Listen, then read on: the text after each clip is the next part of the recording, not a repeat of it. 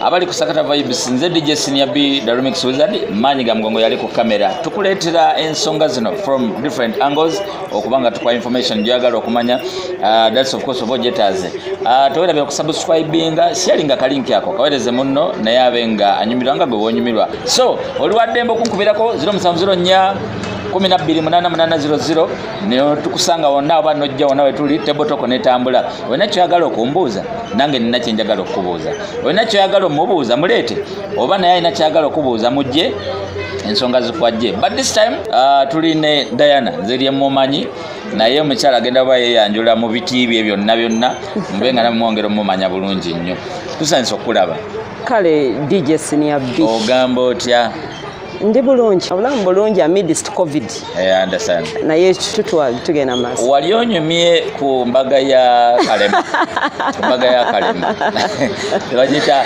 scientific wedding wali smart thank you nawe wali smart nasanyuka because nali sikusuubira by the way kusangayo ngenda okulabanga omuntu wange gwe mmanyi ate mulabayo so nensanyuka webale tukuba emiziki kwolwo lunaku webale kusiima amina ntebe agamba ki ntebe mulungi kirungi nti wenali nkola wena meetinga Kaweesa Peacock webayita Kamulali akulicognizinga nnyo era musalutinga nnyo kirungi muli baluganda Peacock muganda wange mu mawulire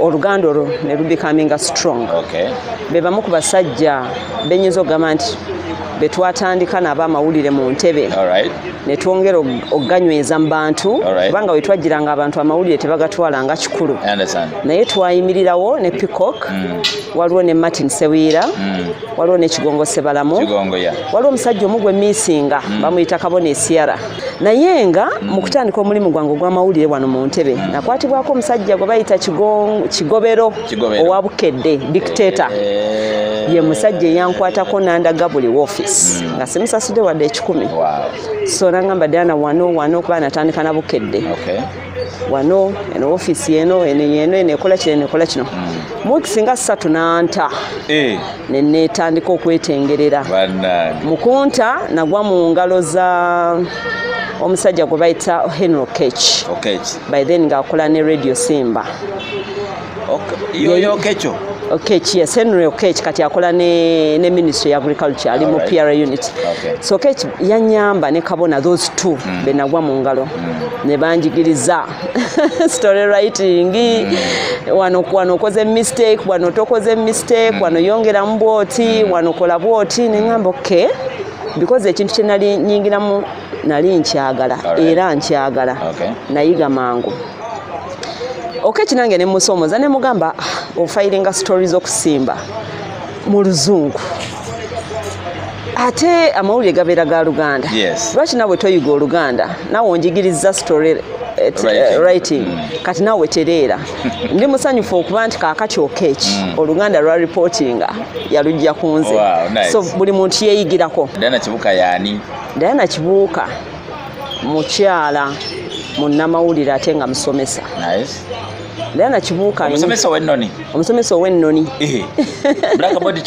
blackboard teacher naye nga mu kaseera kano ebya blackboard teaching classroom teaching biri ku bbali nsomesa mu ngeri endala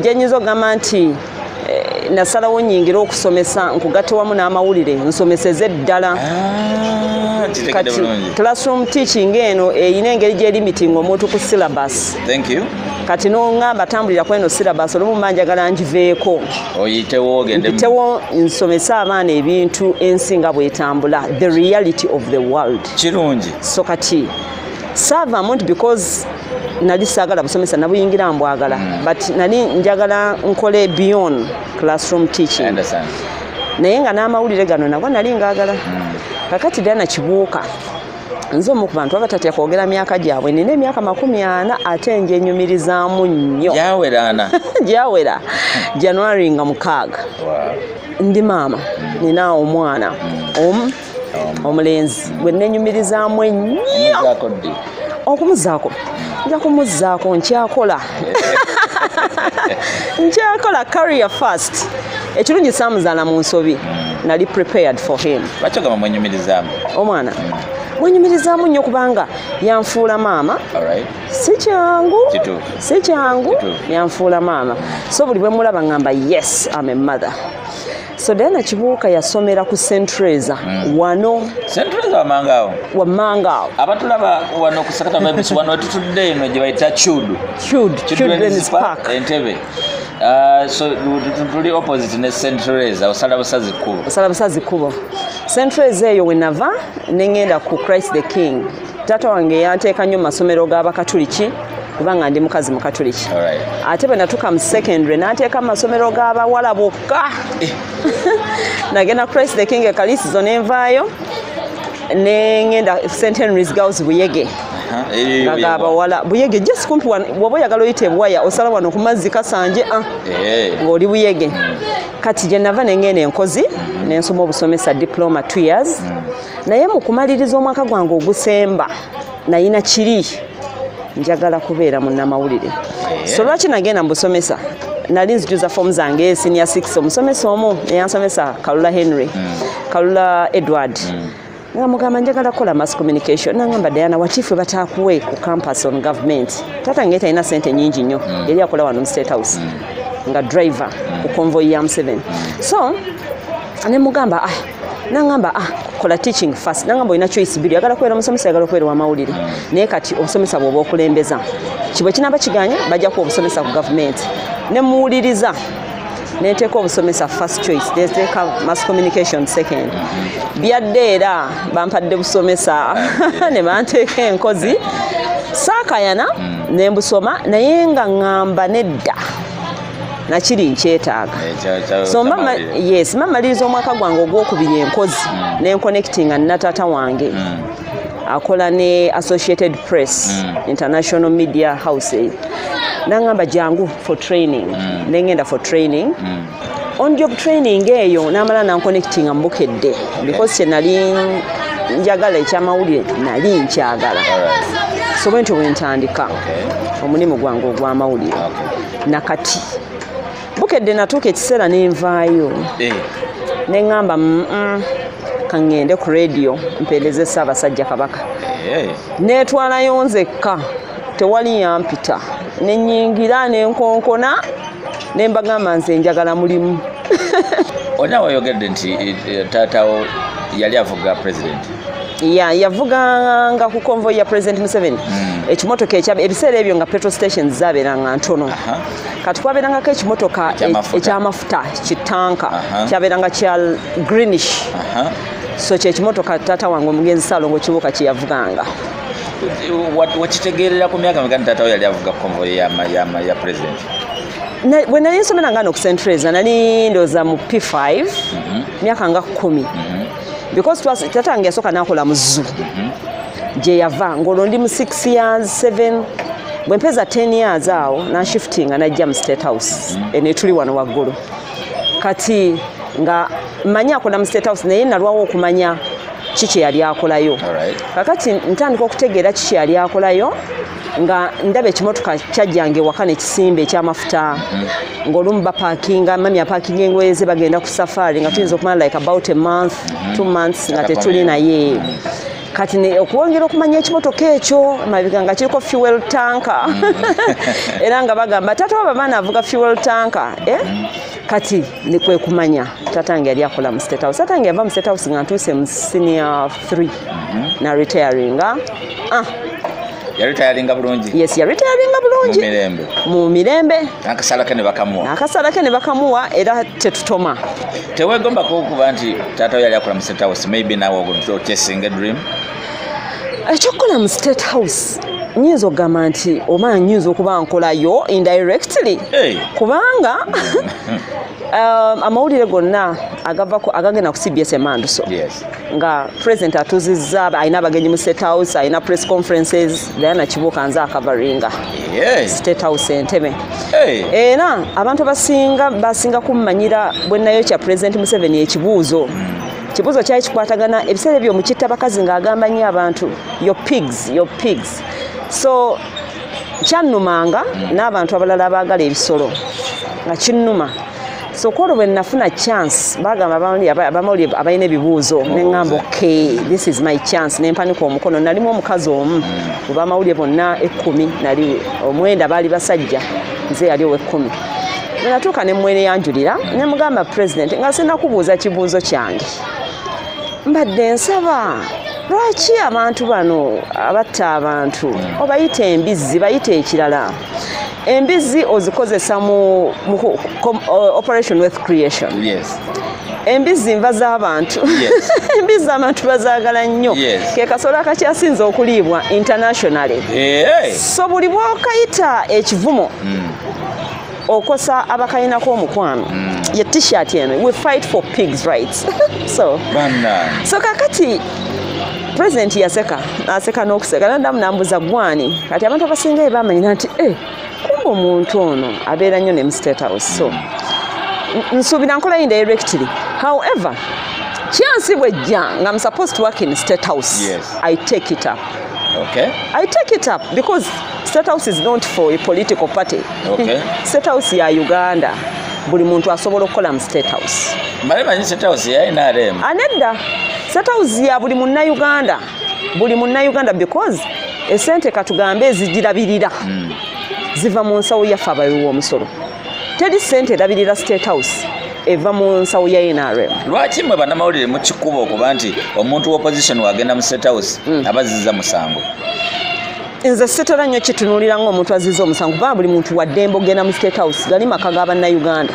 Okay. Buli muntu wadde ogenda mu State House era nze neewuunya abantu aba opposition abalaba oba opposition munnaabwe n'agenda mu State House tebatandika okuwoza yanonyeyo bbaasa yakukuse ne Museveni. Museveni is a president to everyone. Like for example wanalaba tekyetaaga kukuta mpulira bikukuta bukukusi mbu meya w'Entebbe yagenda mu State House era bayinza n'obutamuzzaako yaza musango. Ebyo ebimu ku byengambye ebisesa. Mayor Vincent Kayanja Dipo. Yes. Mayor w'ekibuga ky'Entebbe ye title ye. State House eringa office ya president eri mu kibuga ky'Entebbe. Yes. Abagenyi abasinga obungi bwe batukira ku airport. Bw'otunuulira abantu abalina okuba welcoming. Mayor w'ekibuga ky'Entebbe alina okubeerako. Kakati agaana okugendayo kubanga wa DP kakati tusindikeyo chairman we NRM ow'Entebbe yabayaniriza nga meya. So abantu balina ze nkuyita kula mu birowoozo. Politics is not a game for people with narrow minds. Okay. It's a game for people with a clear, sober mind. Zanya politics wo mu ngeri ategeerekeka. Niso si kuwoza bw'ate NRM ate DP. By the way, ebintu ebyo ebya politics ebyo nze ng'omu ndaba nti byayonooneka. Politics owa political parties yayonooneka kubanga abantu batuuka okulonda ne babasindikira omuziina kanguyite bwentyo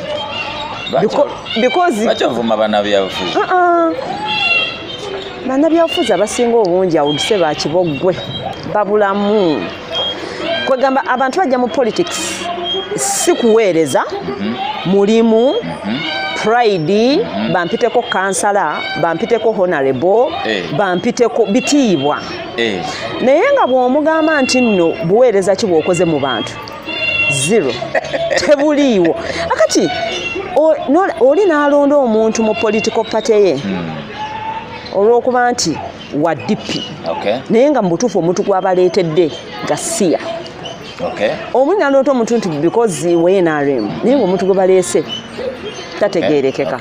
Kati nze bwe mba ngezaako okutunuulira policy nze ntera nnyo okutunuulira personalities. Nze ng'omuntu the people normally tag me to DP. Yes, I grew up in a DP family. What is the problem with that? Kibuuka yankuza ndi wa Democratic Party. Kibuuka yali wa DP nenga avuga convoy ya president. Exactly. Serious? Yes. Yali musajja wa Democratic Party takyukangako era yafa takyuse naye nga ali mu State House. Right? Kakati nze nakulira maka ga Democratic Party. Tata wange muyankuliza ng'era ngamba ekintu kimu mazima naki nabwenkanya kwentambulira ku mazima nabwenkanya. I may not have a DP card kubanga era sijirina eya Democratic Party nti yendaga nti ndi member wa Democratic Party sijirina, but I'm a sympathizer to the opposition, not only to DP. But still I have personalities I love in NRM. All right. Banji nnyo benjagala mu NRM. For example? For example, wano mu ntebe oba generally abantu bensinga okwegombamu NRM ye mukazi Rebecca Kadaga, Speaker wa Parliament. If something is wrong, it is wrong. Yes, and she will say it. So sibino byakoza, you see president, you see. That what is that rubbish for? Ensi bwebe etomera omusajja mugambe kituufu ensi ekola ki? Etomera. Then bakuhating for the truth. Abakwagala tetuliwo kusanyusa abantu mu ggwanga muno senior B. Nze sisanyusa abantu nkola byensanyusa ye ngombo yange bwe mba nkunyiziza aiziro. Okula n'abalenzi mu family ya Kibuuka oba mwalimu abawala balala? Mu family ya mwami Kibuuka Saalongo. Saalongo oli mulongo? N'abasista bange abato be balongo nakato ne babiri omu yafuuka na musista. Tulinamu Nadine babiri then omulala oli ali naffe mu mbeera zaffe. Twali abaana 30. Saalongo yatuzaala abaana 30 mu bamama baffe ab'enjawulo. Twakafiirwa nzija nga 3 but we relate easily. Kizibu nnyo bwe manga metero njagala kusula mama wange oweeno gyensula. Bwe ngamba nti ero njagala kukola pati yange njikolerwa mama wange oweeno era njiteekayo ate tewali aŋŋaana, so we relate easily. So abanaffe babiri batugendako omulenzi omu n'omuwala omu, tukyali abaana 28. Olumbe lwayaba olwatata waffe tetusuubira kuba nti oba oli awo tunaafunayo omwana omulala kubanga byonna byaggwa ku lumbe. Omukyala ene yali alinayo omwana yandibadde amuleetako olwo. Akati nakula n'abalenzi n'abawala. Character yange eri boyish at times. Olw'ensonga abawala bano bazibuzibu mbeera zaabwe yadde nasomera te masomero g'abawala naye abawala si mikwano gyange senior B. Nkulabe nkwetegeeza nsonga lwaki nkibuuzizza. Abawala si mikwano gyange, abawala ebintu byabwe tebitegeerekeka. Olugambo lungi.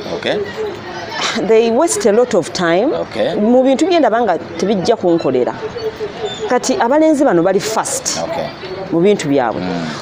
Ba thinking very fast, ba acting very fast. Kati ndabanga bayinza okunkolera okusinga abawala abasooka okulinda okwekolako make-up ate okukyusa akaviiri ate simanyi nteekeko kakondo mbyambala but rarely. Namalako 2 years enkozi nga sisibye ku nviiri nga nsala bagiyitanga Shaureen by then. Clear head.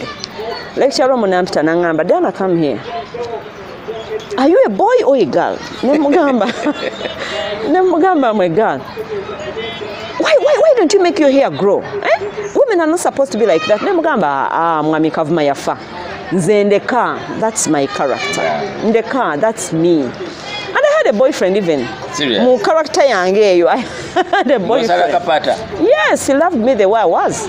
Mulinga Kenya zwe batozisala. Nasala nga kantu kange nga ke kampe emirembe. Bano gye bagendenanga musimanyi lecture etuuse simanyi ate saloon ate simanyi makeup. Wa! Nze ngorede ndi mu lecture room. One question in different seasons. What is the funny thing kyewakola ng'oli waka ng'okula ng'omwana akula mu family? Then ne ku ssomero. The most funny thing kyenakolako nga ndi waka. Maybe some moment I will never forget. Nali nnuuna nnyo sukaali nnyo obwomuze sikyagwina. Akati nga bwomanyi bwe ogambe dadi wange yagendanga nnyo safari kati ng'olumu batulekera ebintu nga tebimala ate by then n'amasimu tegaabeerangawo kati ng'omusajja alina okuleka nga planize those 2 months. Akati lumu mama wange yansanga mu kikebe kye twateekamu sukaali mu kabadda nga ndikoma sukaali kati mu kupapa okungi ekikebe nkizzawo ate ne kiyiika wansi yankubaoli. I think ndowooza kwakoma n'okunuuna sukaali. Nenva ku by'okunuuna sukaali paka kati sikyanuuna sukaali naye nakirealizing olumanyi nti naye mbadde musiru none sukaali ono tetumanyi ddadi ddi lwanadda. Ngamba no. Maybe another thing. Ku ssomero. Ku ssomero eyo nabeeranga nnyo n'effujjo lyange. Nabeeranga muntu wa ffujjo. Nali siri mwangungu nnyo kiri awo. Kintu kye nakola kyenzijukira ekyobusiru. Twali ku Christ the King waliwo punishment sister yalina ebinaabiro nga tulina kunaabira binaabiro munda naye nga ebinaabiro tubiddukamu olumu congestion nga tunaabira at the same time tuli bangi ebinaabiro tebimala nga tunaabira kabalaza kati ate nga sister akatugobako kubanga akabalaza kali kalinaanye ekkubo abasomesa bwe bayita okukkirira kati mwagala kunamira abasomesa bange abasajja mujja kuva kabalaza kano kati abamu nga tukikoza fujjo babaagala bayite eri balina kuyita wano bo tibabinti buno obudde tuba tunaaba so kiki batalaba obvious ebibonerezo by'abasista bye batera okuwa biba bikambwe n'atuwa okulima ekisaka bannange akivuba kuno paka eri akati kyetwakola omusana gwali gwakabwe guti kofam tugule akabiriti tugule amafuta kati obusiru era bwebo nga tulinga abagamba nti bwe tunayo kyawo wajja kulabika nga abaalimye nga tugula akabiriti kaffe nga tugula amafuta nga tugatumya nga tukoleza akasaka nga tekakwatiramu olusuku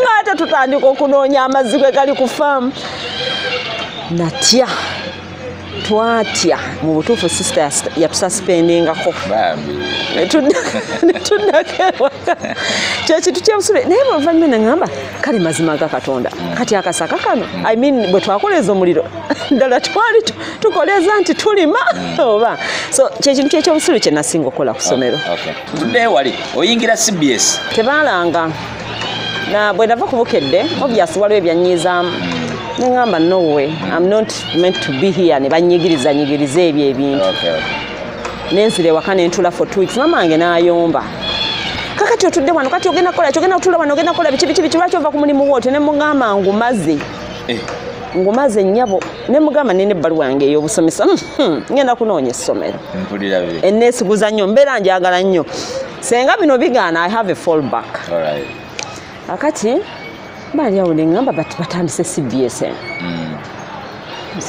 naye by then ng'omuntu gwe mmanyiyo omu by face yali nva nnungi the rest nga sibamanyi because yali muyimbi Sheila nva nnungi nga mulaba so kati neŋŋamba ngenda kutambula ngende ku CBS eno mbuuze Sheila yanandaga akulira newsroom so bwe ntuukayo nga Sheila nali mumanyi nti Kaddu naye nga simulabangako tuukawo Sheila namusanga va bwati mu studios nemubuuza nemugamba njagala ku muntu gwe bayita Kaddu Mukasa nangamba yuya kuyiseeko nze nemugoberera application zange bulungi mu bbaasa amubuuza nze gundi badde nkola ku Bukedde njagala mulimu ku CBS nangamba kati lucky enough that day mu Bukedde nayinamu story ng'efulumye nangamba gwe wandise story nokonze eneno ntiye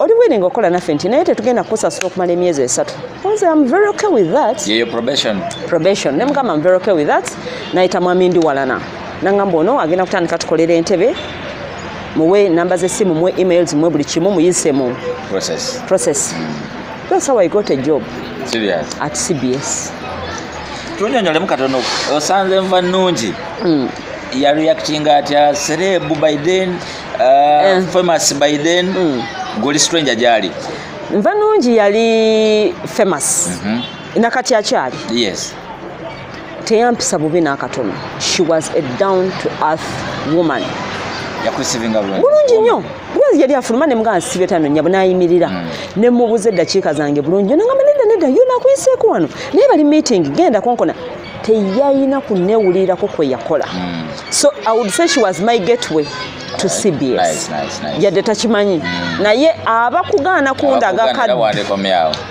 Kaddu sandikomyawo nandipushinze naye yanyanguyiriza nnyo okuŋŋamba nti oyo ye muntu ne siyita mu mitendera gy'abasecretaries basecretaries olumu bazibu abamu si bonna so kati bwentyo bwe nasanga nva nnungi very simple down to earth woman Kaddu Mukasa naye teyanzibuwalira era nga bwe nkugambye kasita yafunako ne evidence ye story gye nalina mu Bukedde yangamba bugambi no bw'oba osobola okuwandika eno story kitegeeza osobola otukolera mwami ndi wana gubankwasa naye nangroominga be bantu abo naye ne Bukedde sijjagamba nti nevumayo bangroominga waliwo omwami bamuyita Walugembe aleka ndooza yavaayo ne mwami Kaddu akyaliyo ne mwami Kulubya ne mwami Sebowa they groomed me nali muwala muto yali 2000 yes yali 2001 ndi kubukedde nga maliza enkozi nza nyingira bukedde so ne ntandika then 2002 bukedde nabakolera ndozo mwaka nga gumu n'ekitundu nemba vira nengenda ku CBS mu 2002 so nyingira CBS bweneyingira CBS bwenti nze kyenyiza okugamba nti nakula ndi muntu nga nkyali muto nabeeranga nnyo ne low self esteem munze okwenyoma nga neetya nga nkula kati ebiseera ebisinga ngamba tebijja kukola naye kati neŋŋamba naye nedda kino ekintu neno kirwanyisa kati nakirwanyisa nga ntya nga lwe wabeerawo baka competition konna ngamba kangezeeko kajja kwongera okusitula self esteem yange kati mu 2000 mu P7 waliwo music competitions neŋŋamba shia nsobola okuliidinga ennyimba mu kwaya nenyingira mbandi kusomero wano by then twalina UTV yalingawo kati UTV kati UBC yalingawo ya TV yokka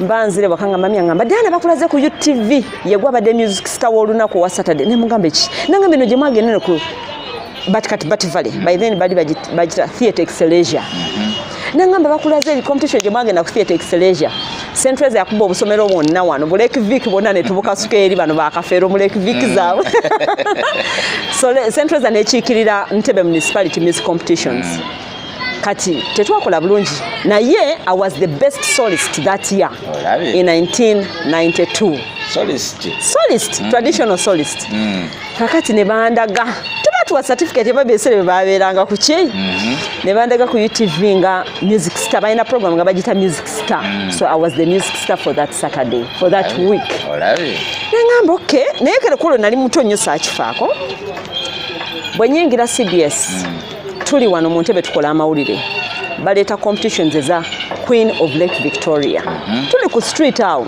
nali ntambula ne Martin owa monitor Martin yes Kabona Martin of the two I think Kabona is Sierra mugamba Kabona I think I can do these things ngamba Diana I sure gena modeling bine bya bannalungi konze hey what don't I have chiche sinina I hear bagala bantu bawamba I have the height I'm not too fat and I think I have the brains bagambi bagala brains it was a brain thing. It was organized by Lake Victoria Environment Management Lavrak mwami Lutayi yakirimu n'Entebe Municipal Council nenyingira camp abantu bali surprised abasinga obuti denageze mbya nalungi naye banango omwana oyekaza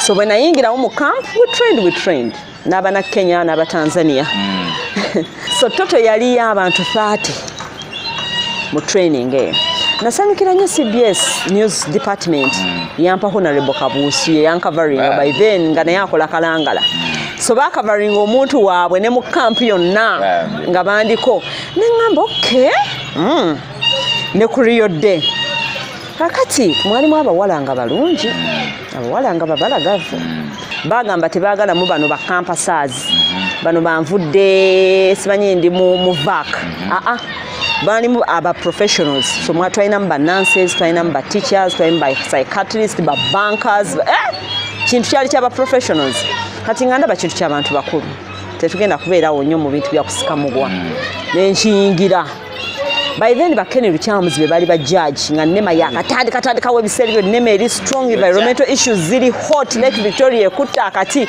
konze yes I have to enter these competitions ono mchala Ketra Kemigisha be baliwo yafa mukama mwechumule kyemirembe owa New Vision be batwambaza abayambaza ingule ono mchala Victoria nabunya something yes Miss Gali to training that boot camp so the camp was really serious 1 month training but Imperial Resort kati netandika okwakkiririzaamu ne kwongera okulinnya okay fine tutuuka ku competitions I designed my own creative wear naje designingira competition I was number 5 mu bawala 30 I didn't win but when I was amongst the top 5 nagambirawo yes that's a win this is a clear win for me Tanzanians Kenyans Ugandans nembera number 5 nagamba yes it's a tick and it is enough I understand mwami Lutayi oyo kati town clerk yaliko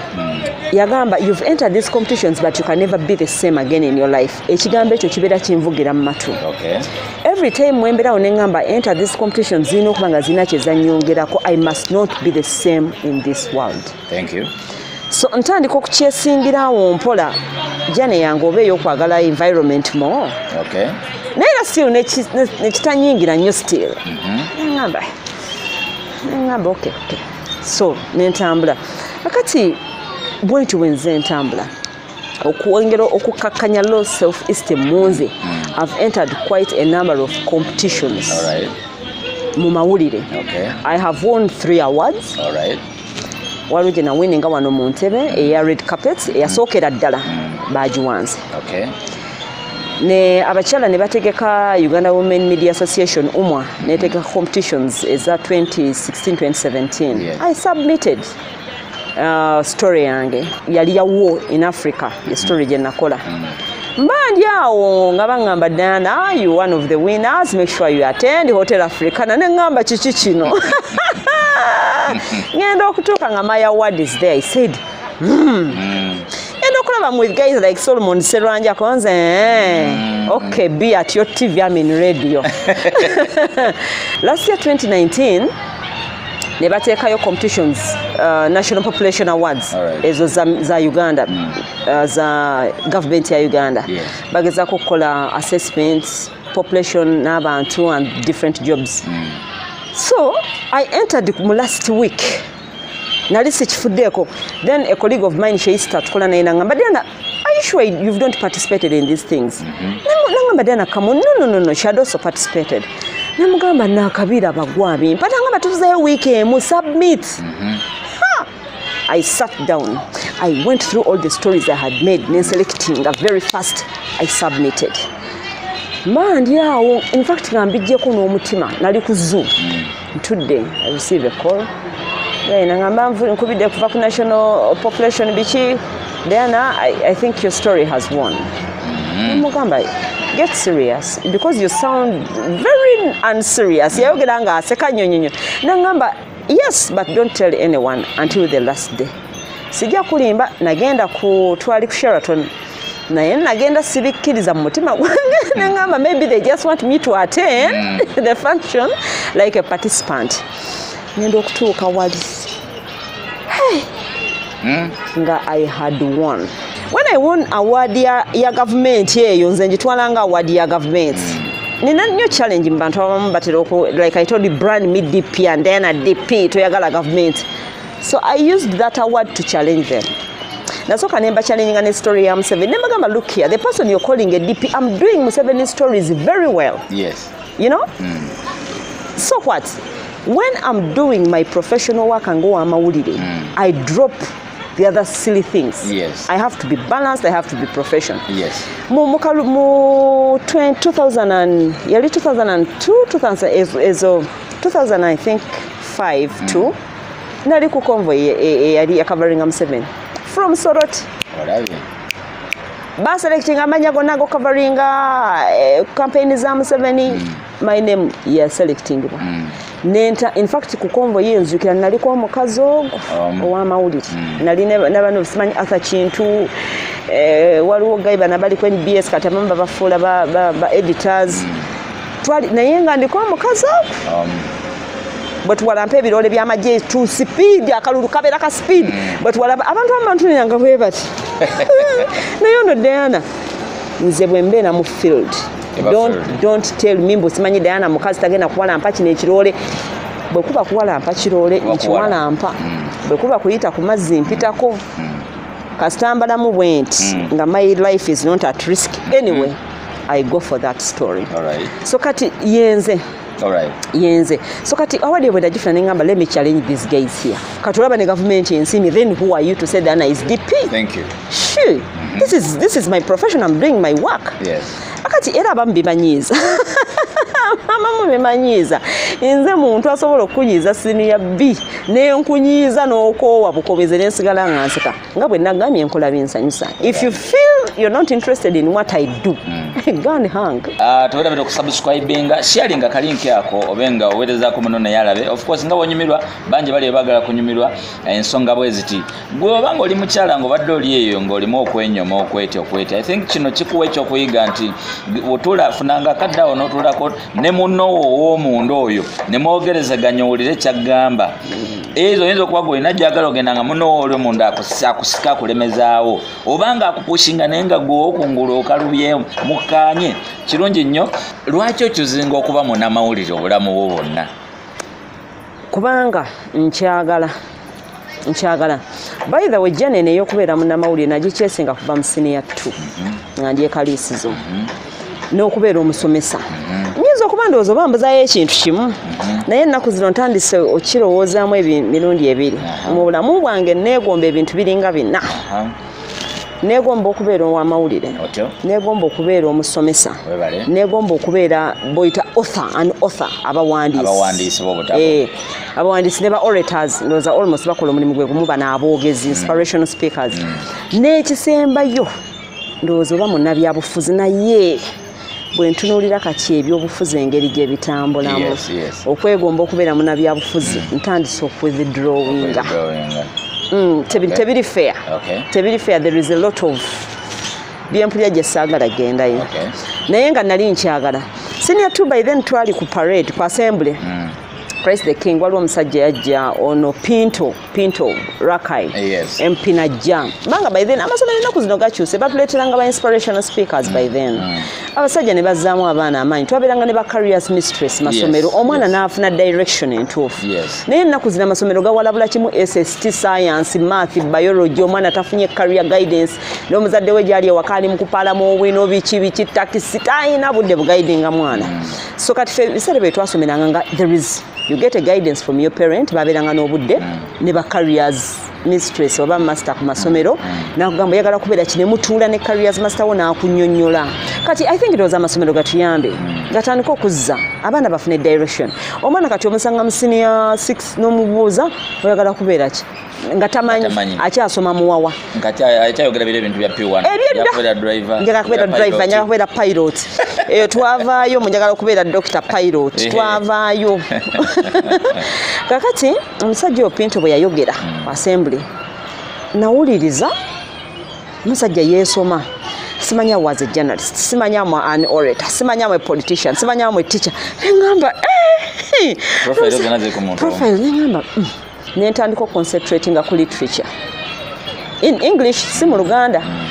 Nentandika concentrating ku literature nagenda naye paka senior 6 naye ng'ekintu waza literature ono bw'amawulire buno nengamba tukanaye kati ennaku zino osanga ebimu ku bikosa omulimu guno gw'amawulire senior B. Mba mulimu gw'amawulire we do a lot of research. Okimanyi bulungi. We do a lot of reading. Naye kati osanga omwana ow'amawulire nga teyasoma any single language. Okitegeera. Teyasoma literature in Luganda, teyasoma literature in English. Naye nga ye ali mu mawulire. Ate nga naturally n'okusoma tayagala. Mulimu omuntu nga teyasoma ezo languages naye nga naturally muntu musomi wa butabo buki. Naye nga ne naturally n'okusoma tayagala. Kakati be bantu abakola stories zituyinza okugamba nti ziri half baked teziwe researched. Be bantu abanoonya stories nga aginoonyereza ku ssimu ye n'agikubawo oba ntuufu oba si ntuufu. Kakati beebo ne batuvuma abamawulire bukola ebintu ebitali mu magezi temukola kunoonyereza naye nga byebyo ate ne training abamu kati abaana gye bafuna bannange nze nina abaana holding abajja for internship ne baba nga bakoledde somewhere but they come to me again for personal guidance. Omwana nga amaze okusoma ne bamuwa ne certificate ye kale katugeze mawulire ne diploma naye nga tamanyi kuwandiika story tamanyi yasoma ayiseemu biwedde nga tamanyi mwe kati ne mumutandikako ate butandisi ne mumugamba story bagiwandika bwe bati eddoboozi balisala bwe bati video editing biki kale bya video editing n'okusala maloboozi institutions ezimu teziina machines n'abazadde abamu ate nabo tebalina capacity egulya abaana baabwe ba laptops and everything ne cameras ne basics ez'okuwandiika arrangement ya story abaana tebabimanyi bannaye naye ng'abaana bavuddeyo mu masomero babatikkidde bo bazze kukola mawulire beebo betufunye ekitegeera abaana baviirayo mu field kati senga omwana ayakafuluma basanze mu field bamukwatibwa ettima aba awedde nze tebankwatibwa ttima kigobero teyankwatibwa ttima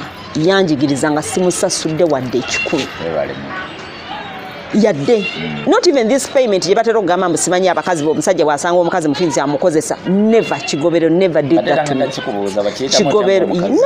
kigobero was a brother, a senior brother to me teyangamba ko nti obadde ana kino never oliwa nva busaabala yajjanga kuvanga Kampala on a daily basis buli lunaku twenteme ne mugamba nzija dad wange yangulira ekisimu kya Motorola ekyalingako ne Aerial n'akimpa specifically for that so ebyo omuntu bwobanga omwana najja nga nagwa bugwi ne bagwamu nga beebo tebaagaliza oba ngoba n'emitima mikyafu tayiga amawulire galimu ebika bimeka amawulire gano ebika nga kikyo oyinza ogamba nti simanyi twaligambe nti oyakola mawulire ga byafuzi oyakola mawulire ga byabulimi ebika ebyo kale bituyinza ogamba nti bits ez'amawulire ez'enjawulo mulimu abakola environmental stories mulimu abakola political stories mulimu abakola abaspecialize mu criminal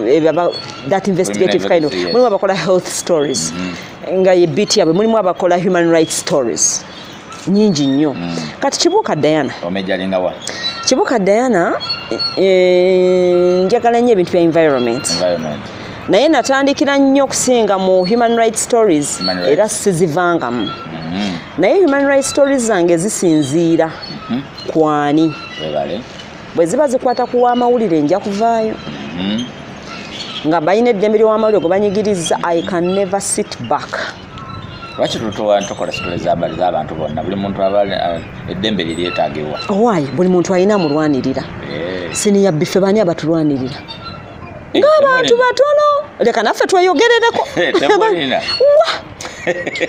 bakuba ow'amawulire omuntu nasigala ng'atunudde bw'ati gwe mirundi emeka gy'olaba abamawulire bwe tutayige kwerwanako nze nkubuulira nze kyovula olumuzawo neŋŋamba naye kakati nzira mutandika okukola stories mbusimanyi bano babanja emisaala gyabwe nze ani ammanjiza ogwange ow'amawulire ani ammanjiza okunnyongeza omusaala at times I become selfish yes at times I become I've never seen an MP ow'abakozi ku floor ya parliament n'aleeta motion nti bannange leero tuteese ab'amawulire bafuna ssente entono banyigirizibwa.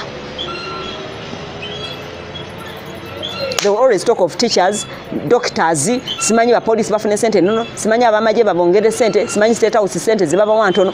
I've never heard of a person talking of bane abamawuli bafuna sente ntono. Let us do this of player parliament. Kati tunava wao. Okoze ne CBS banga deni. Waliwo esaga ya Yusufu Baliruno. Njakwota. Yusufu Baliruno. Yali alajana. Gamba CBS yobujaja temusasudde sente. Akoze for such a long time. Gabwe muna mawulire wakisanga otya. Kyannoma nti nze ng'omu DJ Senior B. Semu bubi naye kyannewuunyisa. Tewali media house name ya publishing story ya Yusuf. Bonna bagenda silent. Omusajja mwali mu mukuba bukubi omusajja.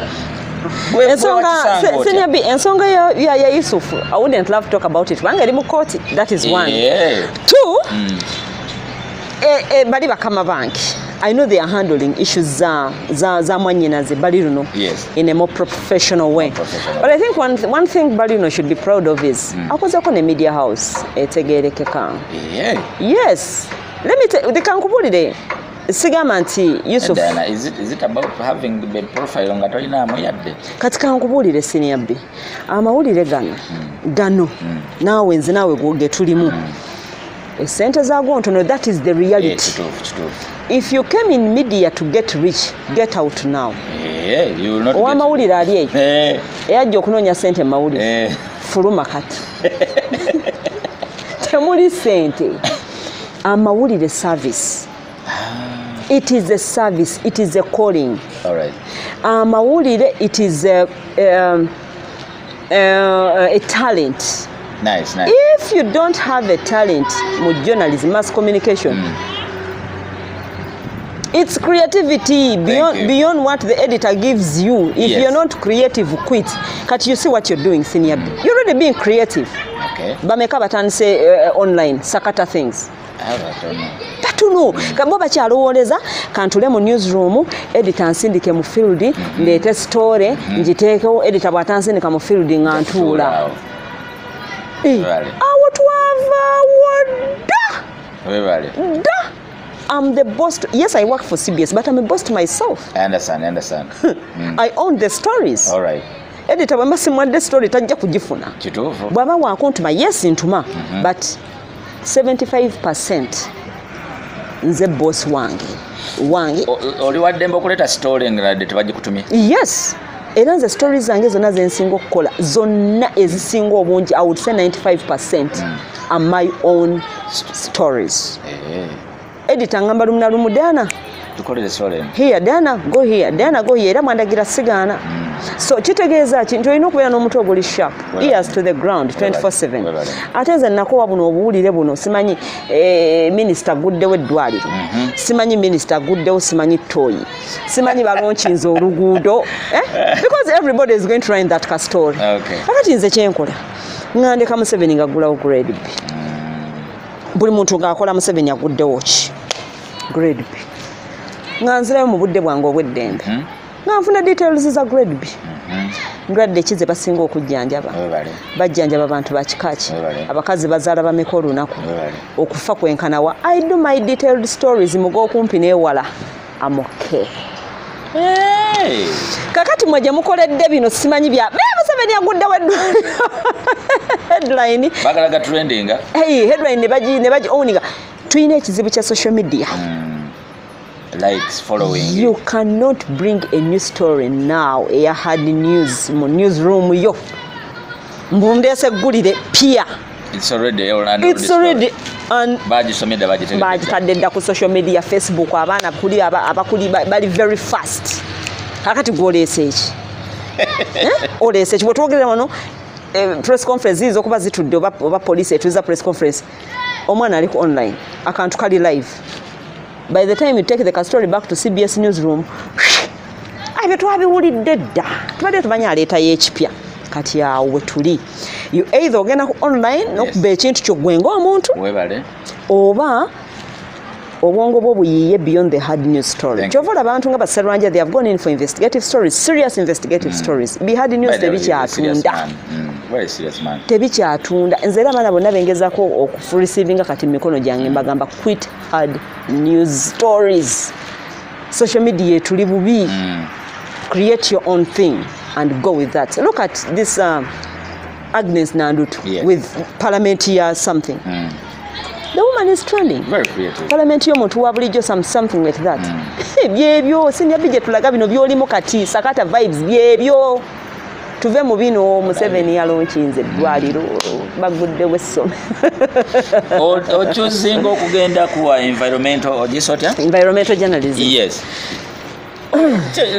Like tewatyamu ogenda kufacing otya environment, which parts of environment, where exactly, what do you want to show the world about environment? Kyekyakola mu mind. Akati nsoma ku enkozi I mean ku Mutesa 1 Royal yamalidde mass communication course yange ya 3 years. Akati I made this tiao tusoma even before that bagamba internship. And ngamba nze Diana, what internship am I going to get from TV, from radio, blah blah blah blah blah. Thank you. Ngamba no. By the fact that I'm already interested in environmental issues, the only place I can go for internship must be UWEC. Jetuyita zoo.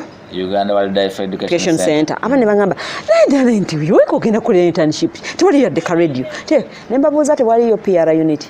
Okay. Isn't PR a part of mass communication? It is. Nemaka kati bondeke. I know what I'm going to do there. Nenzia nensaba ne bampa.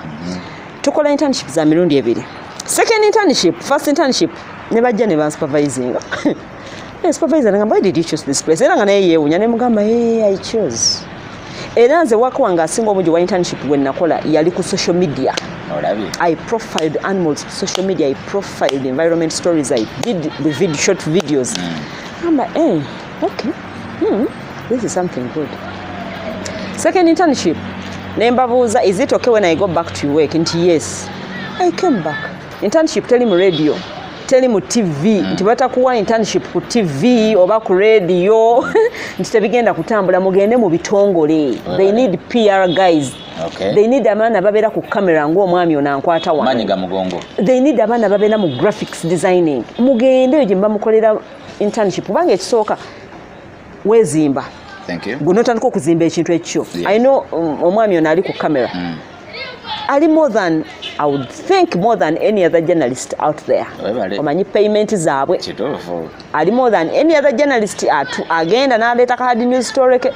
Bw'aba agambe tajja kuteeka kufulumya kamera ye tajja gifulumya yeekozesa. Oli mutuufu.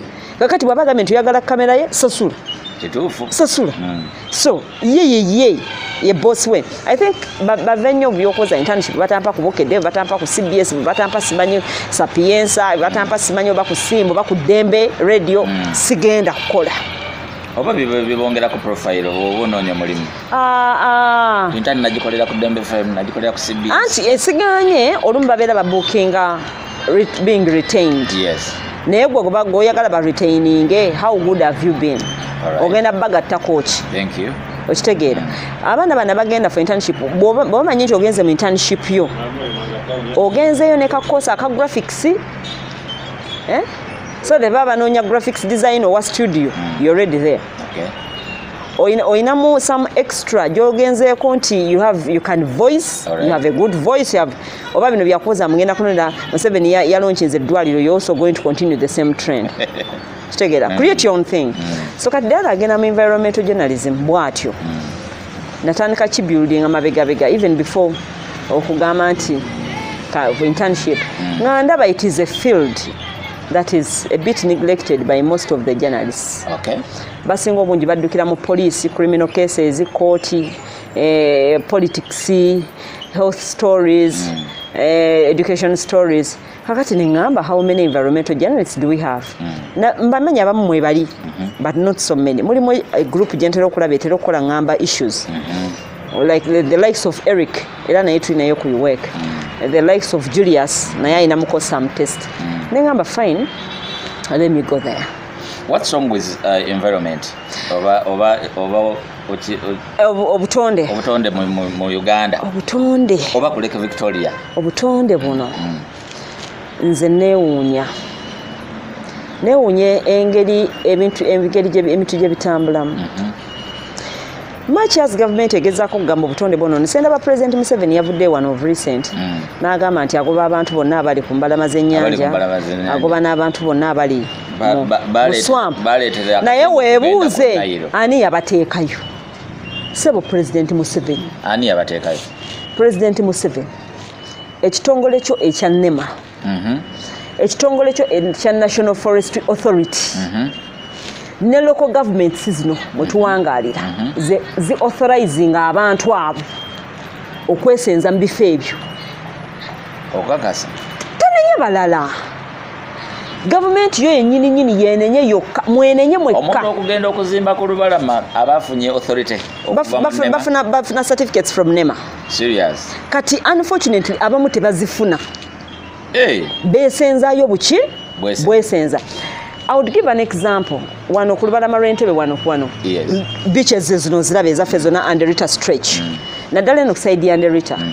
By then, Mayor Stephen Kabuye yagamba, because mu mawulire nduddemu for that time, bayise ekiteeso ku council. Ne bagamba abantu abalinaanye embalama lw'ennyanja olwo mulongooseewo. Webale. So that olubalama lulabika bulungi. Kwali kulongoosaawo. Akati bannaffe bano ba Anderita waliwo simanyi Goretti Pizza n'obulala obugenze bumeraawo, Siena whatever. Mu kulongoosaawo ne beefugawo. Tebaagula. Tewali ssente n'emu yasasula mu council nti baagulawo. It was mulongooseewo. Wemba musobola okukozesaawo. Naye temusiba, tewaaliwo ddiiru ya kusiba bikomera kugira abantu kutuuka ku nnyanja. kati abo mu kutuuka okulongosaawo ne basiba ebikomera zempitira wano ne biyingira ennyanja zempitira wano ne biyingira ennyanja ennyanja yeebale nnyo yabibasudde yeebale nnyo ennyanja yayingidde mu bukomera bwabwe biri ku ttaka ennyanja yeenwanyeeko bye bonna buli eri wansi nze I'm just happy Lake Victoria this time has fought for itself. Are you serious? We have talked since when nayingira Lake Victoria nani eyo beauty contest. Yes. Netwogera nga bannange ng'abantu tebatuwuliriza. This time around Lake Victoria oba bambita jajja mukasa jajja mukasa w'ennyanja yeerwanyeeko yagambye muyitirize ejjoogo mujooga n'abasindikiza baddeyo gye baava n'asooka asuula buli kiramu gaba yonna n'asukuma Lake Victoria yeetaaga okussa Nalubaale ayagala ssenga bwe yassanga naturally bamunyigiriza nnyo kitegeera akati bano abasajja tebakoowana nnyanja ebalaze nti kati nze mpita wano bagiviire basetule ebintu byabwe babikomyewo eno n'ebikomera bye badde bagijikako babijjeyo n'olyoka oleeta abalalu abasima omusenyu mu nnyanja n'ogamba bano baakulirawo and I hear their government officials baagala sente era basula omusolo gwa government. Sustainability omusenyu gw'osimyemu tegugenda kudda ennyanja oyongera gifuula shallow oyongera gisima kugisembeza si shallow naye ogisima ogisembeza ku bantu ekyo tokirowoozaako. Swamp yennyini yandibadde yamba okusengejja entoba ziba zikaseemu ttaka buildings ezizimbibwa bano abantu abalaaja nawa n'endugonjo nakiwogo nze bagamba mbalumba nnyo baviire olusa lwa Namiiro baluviire babeerewa nedda bali ketukooya nabo olusa lwa Namiiro babagamba nti gye balina okubeera. Senior Benze kankubuulire abantu just because tebategeera this environment olusa it is a habitant maka g'abawansolo bayitirivu nnyo kadali byena abantu bene Busamba gabalajana ne timba musajja bambi awali estates simanyizani omusajja yakubye essimu timba ng'emuliridde enkoko ze 5 abayiweke be bagenze ne baginona nyenga yazimbayo ekitoogo kiri wano ennyumba yo ekoma wano akati timba space mweyina okweyagalira yeyanikeko ne ku musana yeewummuliremu gwe wumuze ennyumba yo ate owumuzawo ennyumba ye ey'enkoko ogireetedde ebyokulyako ekole ki akati abantu abalanja namu timba ziri maka gaabwe simanya amazira ennyanja etulumbye walala Lake Victoria weebale nnyo nnyanja Nalubaale weebale nnyo okulumba abantu abo bakuviire we shall continue talking. Akati nagenda okulaba nga people are not talking. Negamba I will talk. Self esteem erije nafuna mu training boot camp eya Queen of Lake Victoria ekyampushing nnyo to fight for the environment. Akati n'ebisolo ebirala tulinamu ensolo zino nange nkyagetinga under training okwongera oku understanding ensolo zino ez'enjawulo. Abantu basanga batongamba n'eddaana n'emisotaajo. Nina omusajja eyantuza bamuyita Otiti Richard wakuyiweeka awo nannyinnyonnyola emisota ne behaviors zaayo namaliriza njagadde. Omusota tegukuluma nga tegukuwooninze kikafuuwe nno it will either hiss ne gusiiya oba gujja kusitula omutwe gukugambe ndi wano nviira egyo enswera egisitula omutwe oba gujja kukola any movement oba gujja kudduka kizibu nnyo okusanga omusota ne gujja gy'oli in most cases gudduka gugenda ati olaba nga gudduka gugenda toguwereekereza mayinja na muggo guleke gukole ki gugende wabula bwesanga mu kaseera akazibu nga guli mu njuyo ng'ogufunzizza kubira aba Uganda Wildlife Conservation Education Center aba UWEC bagunone omusota bw'otakola movements woguli kubanga gusensinga by vibration era gujja kusigalawo awo naddala emisota egizitowa zino gye tugamba salambwa bizitowa bitambula mpola tebiri fast naye enswera zidduka ezo tozizannyisa naye bye bizitowa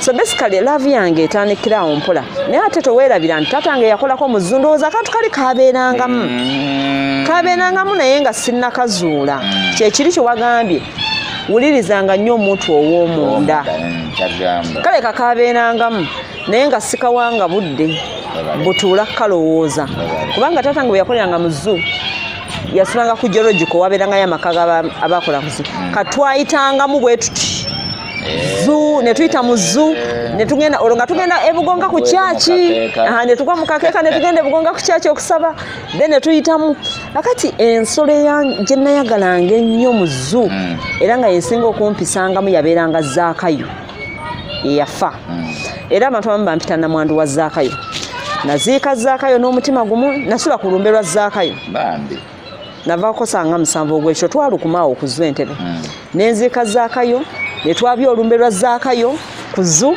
era Zaakayo tugenda muteekako omusiko officially gyali bannange tuli ne namwandu wa Zaakayo ababadde batamumanyi yono wano tokomye ku environment osigala okola n'amawulire amalala mu Ntebe. Yes, amawulire amalala nsigala ngakolera ddala bulungi nnyo. Baani bokola nabo mu Ntebe wenyumirizaamu? Mu Ntebe muno nakugambyeko emabega wali abasajja bali abanyingizaabo eyo group eyo se senior group njagala nnyo. Gwe muntu gwe missinga mu game Martin Sewira mu missinga yali akola ne Daily Monitor kati ali bweru I feel Sweden something like that. But I miss that boy muita boy. I miss that because nali musingako. I miss him. Bana mawulire abasinga mu Ntebe abasinga tubalabyenga nga okozesa gambo senior nti mwenna muli bakulu. There is a senior sifena. There is a senior group. And there is some middle group. Badembuza mukozeewo abasika abamwe nkesi nga mwetaaza okulitayalinga mawulire. Nze Kibuuka bwengamba nti retiring news. Obviously I've started preparing from mainstream media. All right. I've started my journey mpola. We have started ebintu byaffe personal initiatives. Yes. We have Entebbe Journalists Association. Twagitandikawo mu 2006. Ebiseera ebyo tulina mukwano gwaffe awolaba Imperial Golf View. Wabeeranga wakayumba nga yatutuuza nze n'okeeki okusinga n'esiara. Nga tumala okusaka amawulire gaffe gonna. So we now get back to the table like in a newsroom. Gali maka ga mukwano gwaffe nga gye twafula newsroom. Yali welcoming nnyo gye tuli nga tuwa ne lunch. Kane tugamba nedda tukuze tudekerawo okutuula mu maka g'abantu n'okutuula mu buwoofiisi bw'abantu. Twena n'omusajja Siko oyo naye olumu nga tumutuulirira wano Saalongo. Kamba tulina munaffe Sunday wa NBS. Naye nga tutulanye ewuwe ka office ke n'engamba nedda. We have grown. We need our own office. We created the association first. Ne tutandika office eyo twagitandika n'omukyala Gladys Kalibala ali mu New Vision.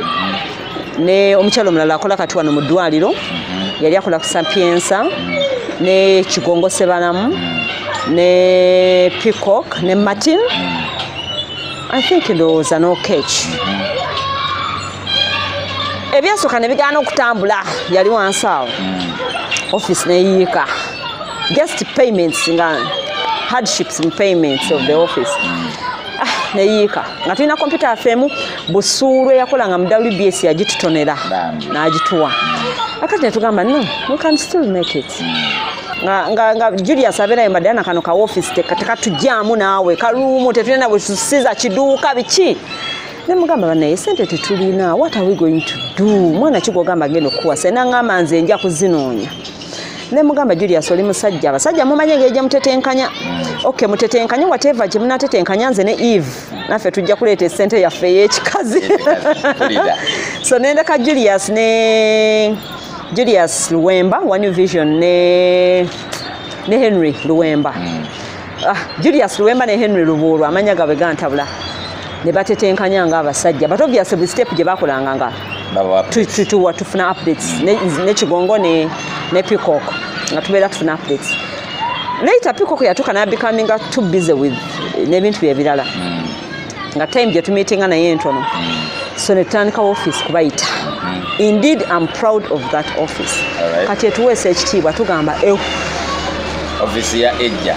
It is expensive but we manage it. Bana abantu abalala abatatambula namugenda kubayita. mwabeyawulako oba mwabadropinga? We didn't drop them. Kakati ebintu bino biri funny. Like gamba ekugambye omuntu ya droppinga out atya tayagala kusasula sente za rent oyo naweta bannaffe abamu nga they are over ambitious they want to do things ebyabwe ku bwabwe tebaagala byakwegatta kitegeera affe twagala byaffe nze njagala kyange yes individualism abo nabo ne bagenda. We don't force a person to become a member in our association.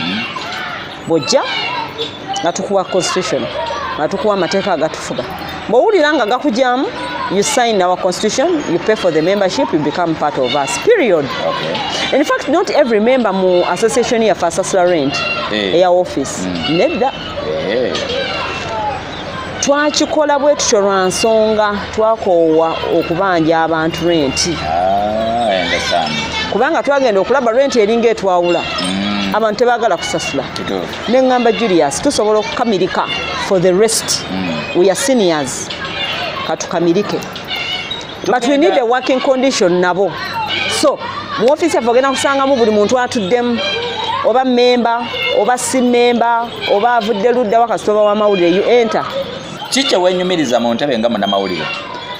Ekisooka kyensinga okwenyumirizaamu nga munnamawulire abantu b'entebe banjagadde nze nga munnamawulire basabula abamawulire Kampala yonna ne babakuba ne bakola ki yes mu kalulu kali akaggwa waliwo komove bannaffe babakuba naye omusango twaguwangula mu kkooti wano entebe so abantu nze banjagadde nayingira bagamba nga ndi muto oba nali siri mutonyo naye nga at the age of 21 22 nenzija sirina gwe manyi kigobera ndeese antadde after 3 weeks netandiseeko people in entebe bandeze abantu b'omu ntebe bebale kundera ng'owamawulire eyajja nga n'amawulire abantu bannagategeera bulungi ekyo nkyenyumirizaamu nnyo abantu b'omu ntebe bandeze I'm their daughter kyova olaba nze omuntu baba bampita okukolera amawulire entebe nzija kasanga ekintu ddala kiri clear nga kiri clear nzija n'omutima wangu nekolera bwe mba sigenda kukola nkugamba sigenda kusobola kukola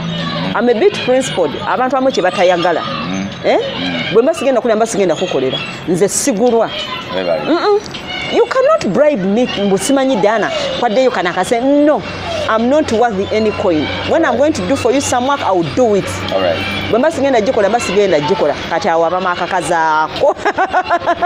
Akakazaako. Wati wana mawulire b'entebe mwenna muli political ate muli opposition? Simanya abalala. I don't understand others.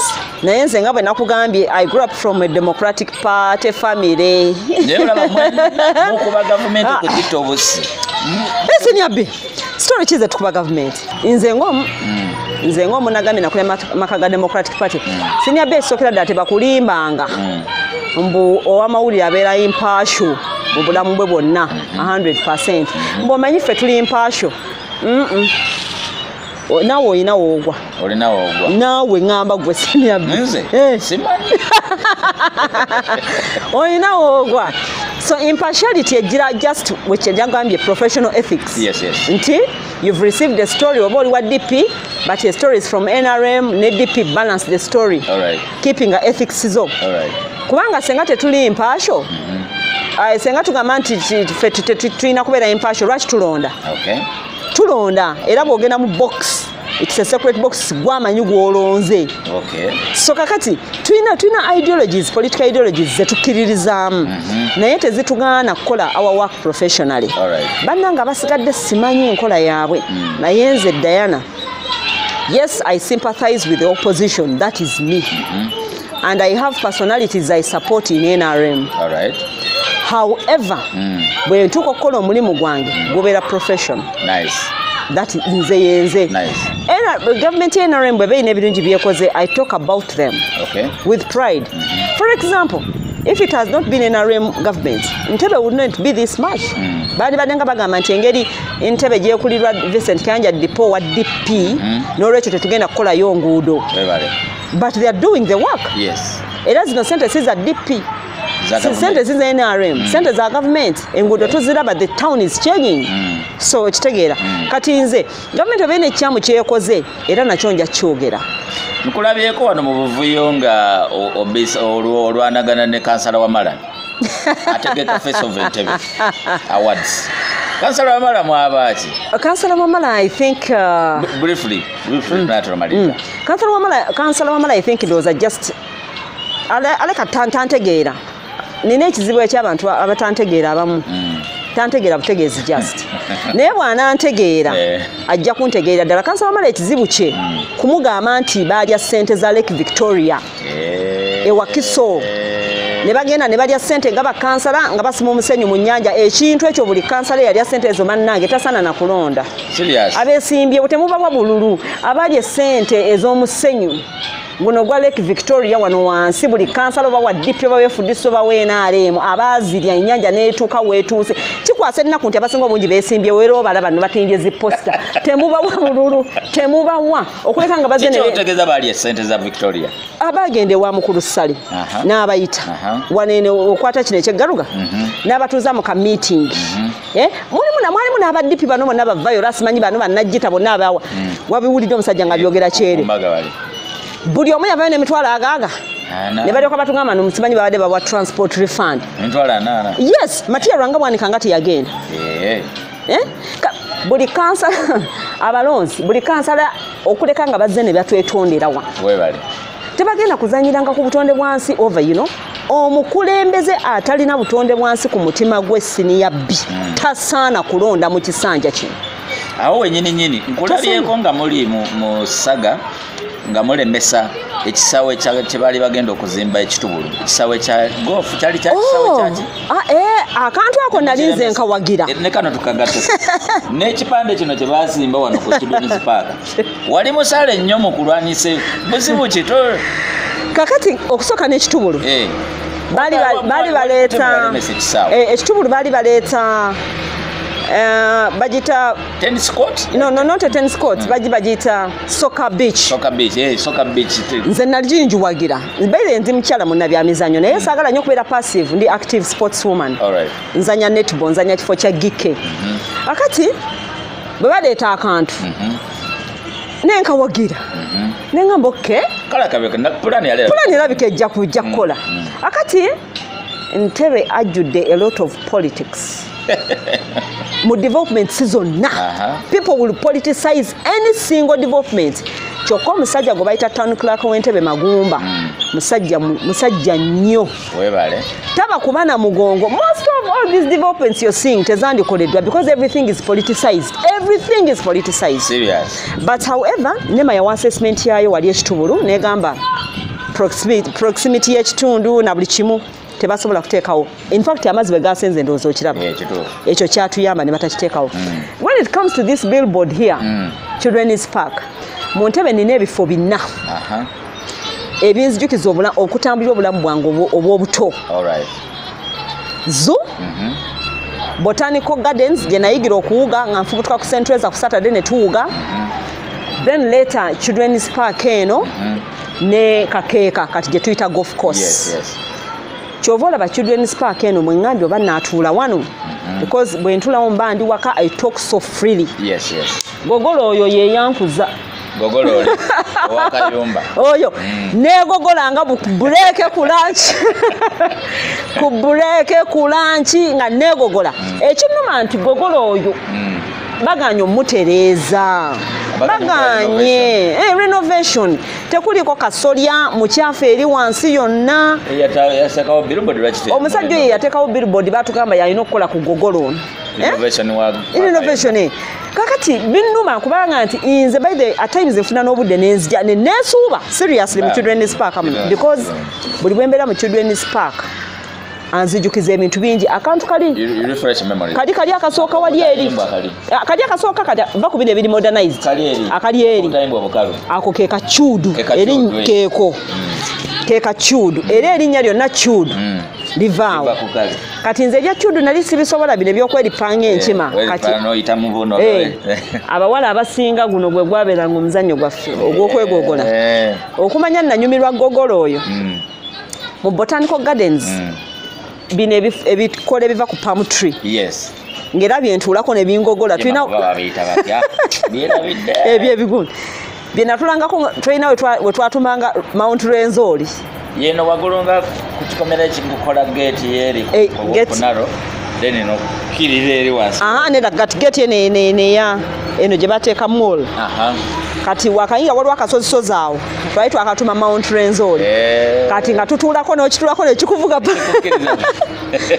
paka eri wansi so kati ebifo ebyo ebyo Children's Park lwaki nagiteekanga nnyo essira nga ndaba ekitundu kyaffe kigenda omusajja wuyo yakubawo ekizimbe sinsiale kiikyawo okwo kwali kulya ku Children's Park eryo ettaka teryali lyoyo omusajja eryo ettaka lyali lya Children's Park njijjukira n'ebyapa byaliwo ebiri nga biraga bagitwala mu 2006 mu 2007 yes tebasobola kutubuzaabuza mbu simanyi ekyapa kya Children's Park bwe kyatukawo ne kiweta bwe kiti tekisobola kuweta akakataka kali ka Children's Park ebyapa twabiraba byali bya 2006 2007 mu kyoga mu time bwe bakyusiza akataka ako ne bakabba ne bakatwala bwe twagezako okubuuza Tanukaka n'atugamba tasobola kukolawo kyamaanyi omusajja alina ekyapa so obudde obwo waliwo ebiseera bya mukulu kabuye ebyapa byabbe abantu babba nnyo obutaka bwa gavumenti bakyogamba biseera bya mukulu kabuye yalagajjalira nnyo ekibuga obutaka bwabbibwa bungi obwa gavumenti bwabbibwa akati abakulembeze abamu abanenye obukulembeze bwa mukulu Magumba lwaki tebuzizza ttaka eryo olwedde abasajja balina ebyapa what are you going to do ng'alina obwannannyini kyebakozeewo kyakulwana kufuna byapa bya bifo ebyo ebibadde bitannaba kufunika n'ekyawano bakifuna kati at least kati wakyali akyasobola kubba Lake Victoria School yafuna ekyayo tewakyali asobola kubba St. Teresa bali kati okay kati at least wonna wabadde wasigala bu space kati at least kansa ebyapa ekoze eki naye luli abayaye babbanga buli kalamu okay so Entebbe nga municipality eyolekedde okufuuka city a very big city with an airport with a home of the president before kibi ogenda okwenyumirizaamu nga Entebbe city n'ogamba nti bino erijja okuba source of tourism nga gwe environment ekinnuma kyekifo kino mwe tutudde ekya Children's Park I think Children's Park erina okubeera more than this mulimu ebibulamu kanso byalina okutuula erowooze erina tourism Entebbe Tourism Association weeri ffe weetuli abantu abayogera from the bottom of our hearts about tourism and environmental matters batuyite tutuule and we plan for this place kubanga it is the only place omwana mwasobola okujja kali katoka kali bakaleese nebyekazanyamu tekabitegeera you see abengeri abaana gye bazannya ekibayambye nnyo mu covid at least omwana ajja neyeewuuba nebiggwa n'abantu abakulu beewuuba nange neewuuba nze neewuubira ddala so kakati ekifo kino kirina ebintu bingi ebikibulamu I think we should go out tunoonye biki ebirina okubeera mu Children's Park nti bwe tunaatufuuka city nga ddala it makes a meaning ng'omuntu ddala asobola okuwummuliramu then ebifo by'endala byentunuulira ye Botanical Gardens in its natural state ekinnuma akayanja kali ke twayitanga akayanja kakabaka akakkiriranga amazzi kalina engeri gye kaakala saategeera lwaki kaakala ne sibitegeera but I think another thing kyebalina okukolako ye security y'ekifo ekyo si nnungi naro yeri in charge naye security yayo abantu batyo ogenda mu Botanical Gardens ababbi obubbi bungi mu Botanical obubbi buli mu Botanical Gardens awo bano abasajja bakomena okusolooza waggulu ku gate tebamanyi kiri erimu abayaye ne batugireyo abantu abayaye ne babba abantu abayaye ne bakuba obusimu kwegamba you cannot go there okuteganga mugenze mu kibinja naye mbu mugenzeyo babiri oh my god ogenzeyo yayononeka to that level so nga luli twabeerangayo nga tuli baana bato naye kakati ate basoloozayo ate ebintu bibi so bannaffe abasoloozayo batuwe security abannaro basoloozayo akati kubanga bwe tugenda mu city ng'embeera eri insecure kiba kibi tetujja kusobola kufuna tejja kujjayo image ya kibuga then nga twongera ogenda mu city ekifo ekirala kyeŋŋamba kyenyinza okwenyumirizaamu ye golf course ebyo ebifo ebimu they need to be profiled ebizimbe bino ebikadde ebyasookamu tetuleme bimenya they talk a lot about Entebbe obwo obuzimbe bwabo buli awo bw'abayindi obwo obuzimbe obulala ezimu ndaba bagenze bazimodifying ebugonga government houses. It is not that nti buli kimu tukimenye tukijjewo. Post bank eri awo. They should rebuild, just renovate ogirekewo so that bikijjukiza ekibuga kyaffe ekikadde nga bwe kyabeeranga. Bangambye nti St. John's bagenda gisparing. I was happy. I thought yabadde egenda St. John's Church naye bangambye bagenda gimaintainingawo. So byebyo ebintu ebimu omuntu bw'ajja Entebbe n'ekirala ekisinga okunnuma Ntebbe ng'efuuka city ye Muzinga Park. Bagiwamba we can no longer access Muzinga Park. Omuntu atasobola agenda ku Muzinga. Amagye ga president ng'ogaagazaaki. Okyasobola kutuula waawo ku Muzinga Park yafuuka ki? Anti mbu for security reasons. Security reasons tebakyakkirizawo yadde ekifaananyi ky'osobola okwekubisizawo. You suggest batukyusize Muzinga Park abagize abantu abalala. Oba tufune emirembe ku Muzinga Park. Oba ndowooza oba binaakola amakulu. Because kirabika nejje kijja ne Children's Park ejja kuba erinse kiwa. Bannange tufudde okwo kuba kufa kwennyini. Manga bwe State House efuuse kanga baana ku issues zaffe ku bifo byaffe bye twenyumiririzaamu. Kale basitule State House yabwe bagitwale. Batulekere bifo byaffe. Batulekere bifo byaffe ebya tourism. Manga kati bannange Children's Park abantu nga beekubisanga bifaananyi ku Muzinga Park naye kati ekikyasoboka. Gye akasimu bwoti omusirikale ng'akkirira. Ye n'okuyimirirawo buyimiriza. Wewe yafuuka wewe ku Muzinga Park.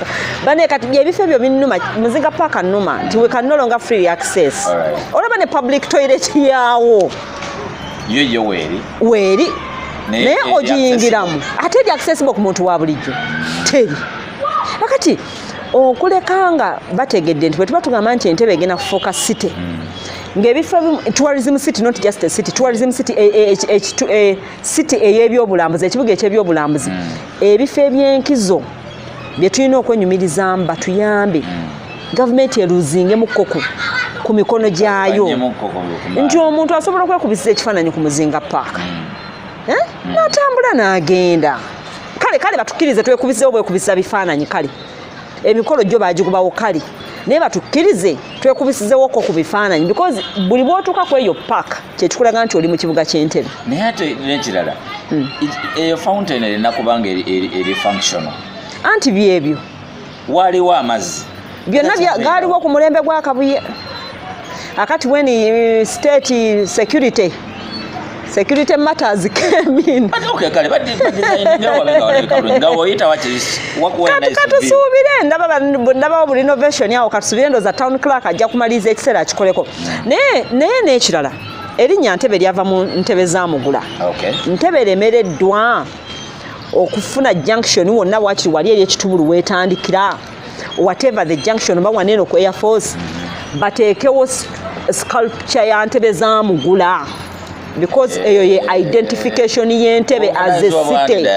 Ntebbe Municipal Council naye ng'efunye guidance. Kyenkugambye nti Ntebbe Municipal Council bayita abantu ba partners on board to exchanging ideas tulabe nga tugenda mu Entebbe city what do we need and what don't we need. Kyendaba Ntebbe Zaamugula nti Ntebbe because that history esigala nga mpandiike Ntebbe Zaamugula ki Ntebbe erinnya liva ku Ntebbe Zaamugula but where is the Ntebbe Zaamugula sculpture bw'oba ogenda embala Entebbe ateeka ente wali eri ku gundi eraga nti kati nnyingidde mu banywi b'amata kitegeera Ntebbe tetukalina akabonero biriwa ogwo Muzinga Park just naye nga Ntebbe Yaamugula eriwa the story we are telling eriwa. Ogendo jingamba omuntu nti yali ekigungo manye ekiriyo okuyingirayo abasirikale bamala kukwazayaza emirundi n'ebiri. Ate bw'owetayo kati anti ekisawo bakigaziya nekiyingira wali Entebbe Zaamugula bw'otomala kufuna authority nakweyogerako nnyo we can no longer access Entebbe Zaamugula that freely. And it's actually private. Twegamba ebintu bya Ntebbe bino ng'afuuka city ebifo ebyenkizo biri mu bulabe. Ngamba bannamawulire omuntu anoonya ekintu ku Ntebbe nga online information eri limited. Lwaki temutaddeyo information ya Ntebbe ku online? Kakati ebintu ebyo ebimu twali tugezaako okubikola but it requires a lot of tomala gateekayo pa We need to sit down, profile all these places. With enough detailed information. Good, you're here. Zengambe tulina projects ezimu twagala okutandika okupushinga zeezo nga Ntebe focus city. But olaba akantu kali ye wali Ntebe information center olaba ebiswaza ekyo kizimbe akano wano kano akola obupande obulago obwa green ako ye wali Ntebe simanyi tuwalize information center babituma bate information center serious keko akolako omuntu wa green awo obusayini bwa green kakati omulambuzi teberezaamu omulambuzi azze mu kibuga ky'Entebe ako ke kantu kayingiramu okufuna ebintu ebikwata ku Ntebe. Oli serious? That is the truth. Even if we go there batuvano tugendawo kakati akantu ako nga bw'okalaba bayinamu ki simanyi bayinamu brochures we were collecting from different places ne babugundaawo akati n'akapande kafe akalagaawo to the zoo aye nekyewuunyisa katunudde eno akafulumya bwakafulumya akatunuza eno katasaana kufunamu sense katunuza katunule emmanga era okalengera bulungi katunudde eno tekatunudde eri ekyemmanga kakati yebintu ebimu abantu byebakola nga takirowoozezaako kubanga tekimukosa naye kati fe babeeramu ne sense eri eba olumu erumirirwa n'okumanya wa we tulaga nze sisobola kufuluma mu ofiisi nga nzakolamu eyo ofiisi akapande nenkatunuza eno mu kizimbe kya kanso ndagirira muntu kugenda muzu ate muze eno nina katunuza eri emmanga nga munnamawulire obaddewo ku mirembe ku bisanja by'abapoliticians ababalira ddala mu Ntebe municipality ku Kabuye egenda okufuuka city kati ani alina credentials eziyinza otwala Entebbe city mu maaso singa tubadde tuddamu okulonda kakati abeesimbyewo ku kifo kya meya tulinako benakategeera incumbent Vincent Kayanja Dipo tulinako Fabrice Tulinda wa NRM ne Mike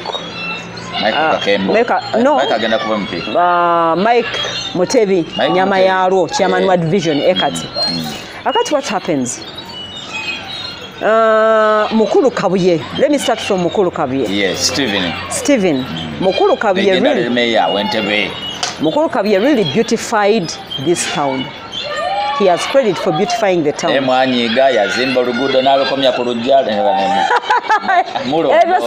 Ebyo sitala kwagala biyingiramu. Ebyo sibimanyi oba yalukomya we gwe bw'obeera gwe. Nze Kayanja mwali mumutandise. Kati ne bw'obeera gwe bw'ofunye bufandizo zonna otera okuvamu mu Ntebe sooka okola wakyameewo gw'okola eki akati omusajja abeautifying Ntebe Ntebe yafunako ku awards eziwera as a clean city during his regime. Mukulu Kabuye yakola kinene nnyo to twin Entebbe town with other towns. Ekyayamba Meya Kayanja kwe yatandikira omusingi gwaliwo yafuna omusingi ogwa twinning with other towns and mu China. Mukulu Stephen Kabuye gwe yaleka. That was a very good start for him. Kakati Meya ono aliwo alina byakoze. Ekisooka relationship ezimu zaali zaafa ez'aba China zaakomawo. Yensonga lwaki twaba Changsha school wali ezemu okuzimbibwa. Luli wabenangawo konga ku mulembe gwa Mukulu Stephen Kabuye nga batwala abanene bokka ebweru naye kakati ba councillors bagenda bagala okuva mu Ntebe badde no ne bevumya Meya Kayanja bwe bayite ebbali bwe balinnya ennyonyi bwe bagenda ate nkulimbi mwe bali bagenze China bagenze simanyi wa tebagala kubyogera naye emirundi gye balinnya ennyonyi nga bagendera ku tiketi ya Kayanja ne town kiraka yabafaninga mitono inze ndi mukwano gwa Kayanja nali nenya ku nnyonyi badde yakubuza banamawulire babatwala ddi fete batutwala fe we tuli wano wabula tubalinda nga bakomyewo ne batusomera programu zaabwe twatuke Wuhani ne tusoma bino mu kugenda tumanya bakoze eki bakomyewo akati ekituufu incumbent alina kyakoze we may not deny that era mubeeramu n'ensobi zaakoze kubanga omuntu osobola kubeera ani enjo. Nze ebintu ebimu kunze byensobola okugamba nti Mayor incumbent Kayanja oba oli awo byendaba nti bikyagaanye. Nze ebintu byange mbitunulira mu ngeri eyo eya tourism wano wakyagaanye Mayor nze ekyamubanja nnyo Children's Park. No, Children's Park must not be like this. Ebifo ebimu bikyamulemye okuteeka to that level. Ate ng'olaba oba oli awo bintu bito. Ntebe ina issue ya toilets. Tuli mu Children's Park yiyo, it is not open. It is not functional. Mayor's Garden nayo teri function. Neya Mayor's Garden teri function. Eya Leisure Park yafuka ya kusasulira. Ebifo byonna ebiri public bye tugendamu toilets pe Mayor Kayanja bya toilet bimulemye. Bimulemye. Oba toilet bas tendering ekigwe. Kakati abaana bano bonna bazanya. I think they are limited bwe bawulira susu mu kifo ky'okwongera okuzanya they go back home. Otherwise nga toilets zibadde functional n'abazadde bandize ne basiiba wano. Kakati ensonga endala ye challenge ya kasasiro. Eyo kuviira ddala ne ku mulembe gwa Stephen Mayor. Naye yagaana kasasiro. Abantu sijja muteeka nnyo ku kanso. Bannantebe beefuula nnyo nti bannakibuga naye bakyalo. Abate temubasomesa kumanya ngeri ki bayinza okupulira. Bana basomesa pakati. Ne bakugamba nti kasasiro tumukunganyiza wano gwe n'omukunganyiza awalala. Ekyo kyetaaga musomesa. Common sense. So bannantebe beebereremu. Baleka okumala amansa kasasiro. Abasajja bagezaako kye bakoze eki kye basobola. Akati Mayor Kayanja lwaki ngamba nti bw'aba alemera waalemerewo. Museveni agenze. Museveni agenda. Kati ye agenda alagewo. Agenda. Ata agenda paka last. Abaana banne NUP nga bamaanyi mangi. Paka last bana ba kakofiira. Wa incumbent nno nga abamuzibu wa kuyuuya. Abamuzibu wa kuyuuya. Akati ennyonyi enkulu yeyigiriza ente okubuuka. Ati Museveni bw'abatage n'olw'ensolo. Ente enkulu yeyigiriza ente opama mu kiraalo. Kakati Museveni bw'abatagenda Kayanja alagewo. Timu ebintu byafuuka bya paka last buli muntu akole paka last mu ntebe ye. Naye abadipita mulina muzoogo. Kiggwe. Alekera abaana bato bajje. Muzeeyi alekedde abato. Myaka 7 mu giijo plus. Alemeddewo. Honorable Seninde Nansubuga. Kuva wa yazemu n'atimba posta akomawo.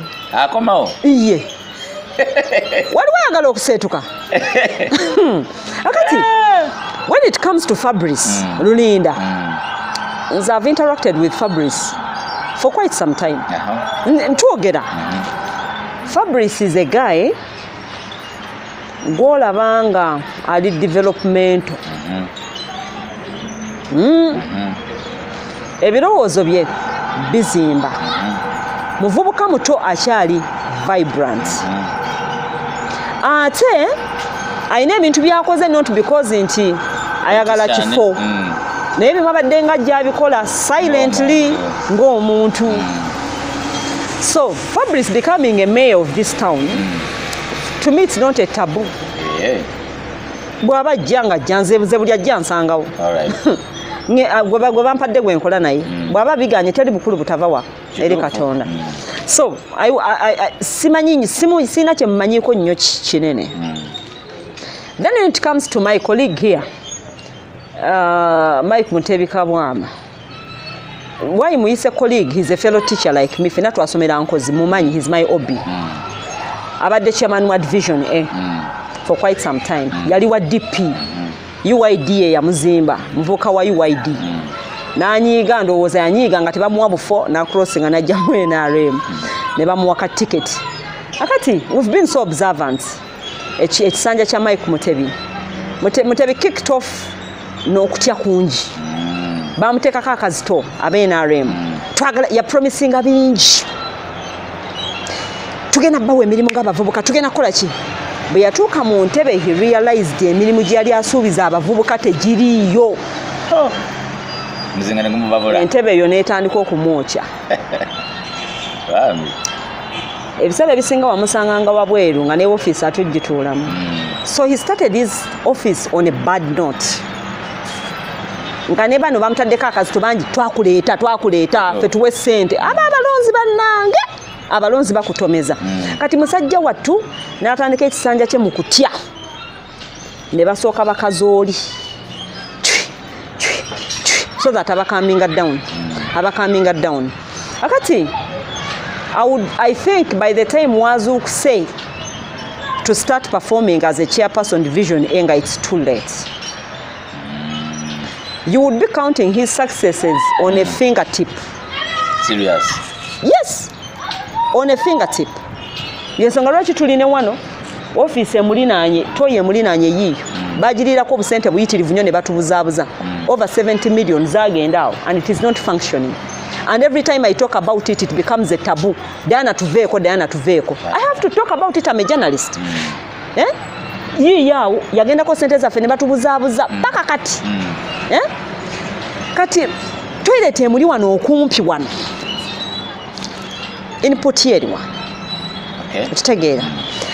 Ngezaako okutunuulira ebintu Mike Mutebi Bwama byakoze mu Division A as a chairperson. Buli byengezako okusongako nga baŋŋamba nti yo project ya municipal council project ya municipal council ebibye nkyagezaako bigatta bwe nabinoonya nja bigamba abantu naye for now kale bagabye sente za CDD za government naye efforts za mukulu Kabwama musomesa munnange individually wano accountability ye ne bakansala banne bamukuba accounting for finance government programs bakansala banne bamukuba bagamba tabadde straightforward kyenagambe ne Kayanja tabadde naye tayisigama nti naye ali very upright naye nabamba mbayina bye bamunenya naye nga zikyempulira kye basinga ogamba Kayanja mukodo tagaba kituufu tagaba ye Kayanja nze mukatuliki munnange abakatuliki obamanyi omuntu nga yafubutuka mu bufaatha that is Kayanja Vincent Dipo the mayor of Entebbe abafaatha bakuza omuntu ng'ali bw'ati kakati Kayanja bwe bamugamba nti zino 15,000 walayi 15,000 Kayanja azikuwa nakuteerako receipt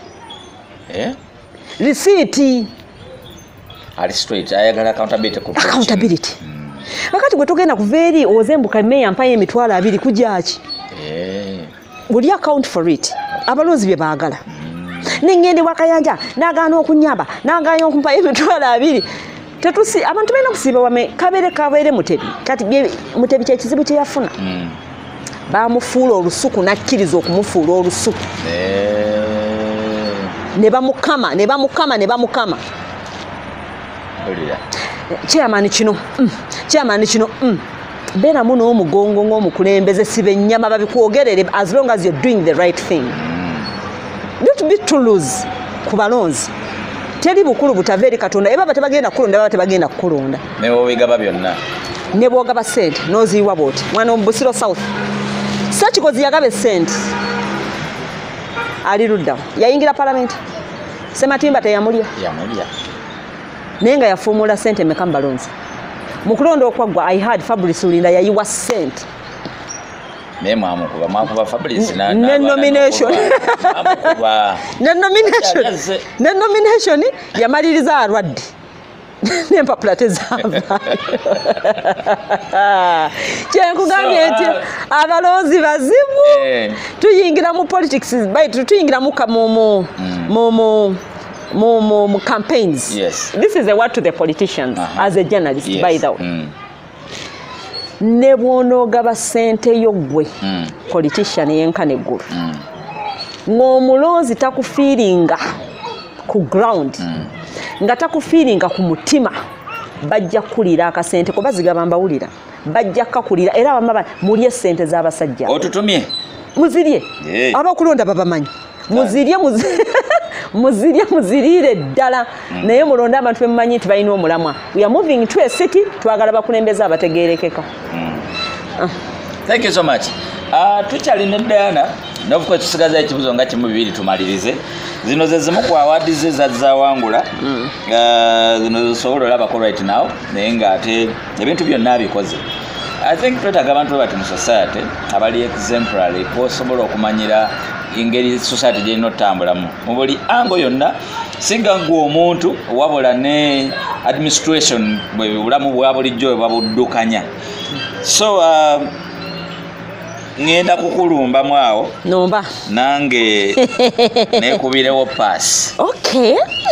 Tuli kusakata vibes nze DJ Senior B ali mukisuza dimanyiga ngongo yali ku kamera.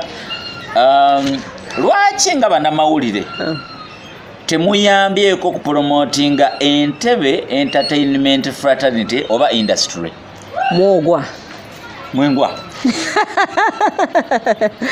DJ Senior B twatandika red carpet. Ndowooza gijjukira ebigendwa bya red carpet ebyo byali byakwongera kufeffetta abantu betulaba bali less recognized. Thank you so much. But to bring them out. Yes. Unfortunately bwengenda bweragamyeko nti ebintu bino olumu ebibeeramu abantu abangi people bajja ne different ideas interests. Akati ekintu ky'Entebbe red carpet nekigenda bwe kityo ekiseerera nekigenda bwe kityo mpola mpola. Nagezaako nnyo okulaba mukulu Kayanja eyakirimu Vincent ono Kayanja oli Kamya kati yagenda nabweru w'eggwanga.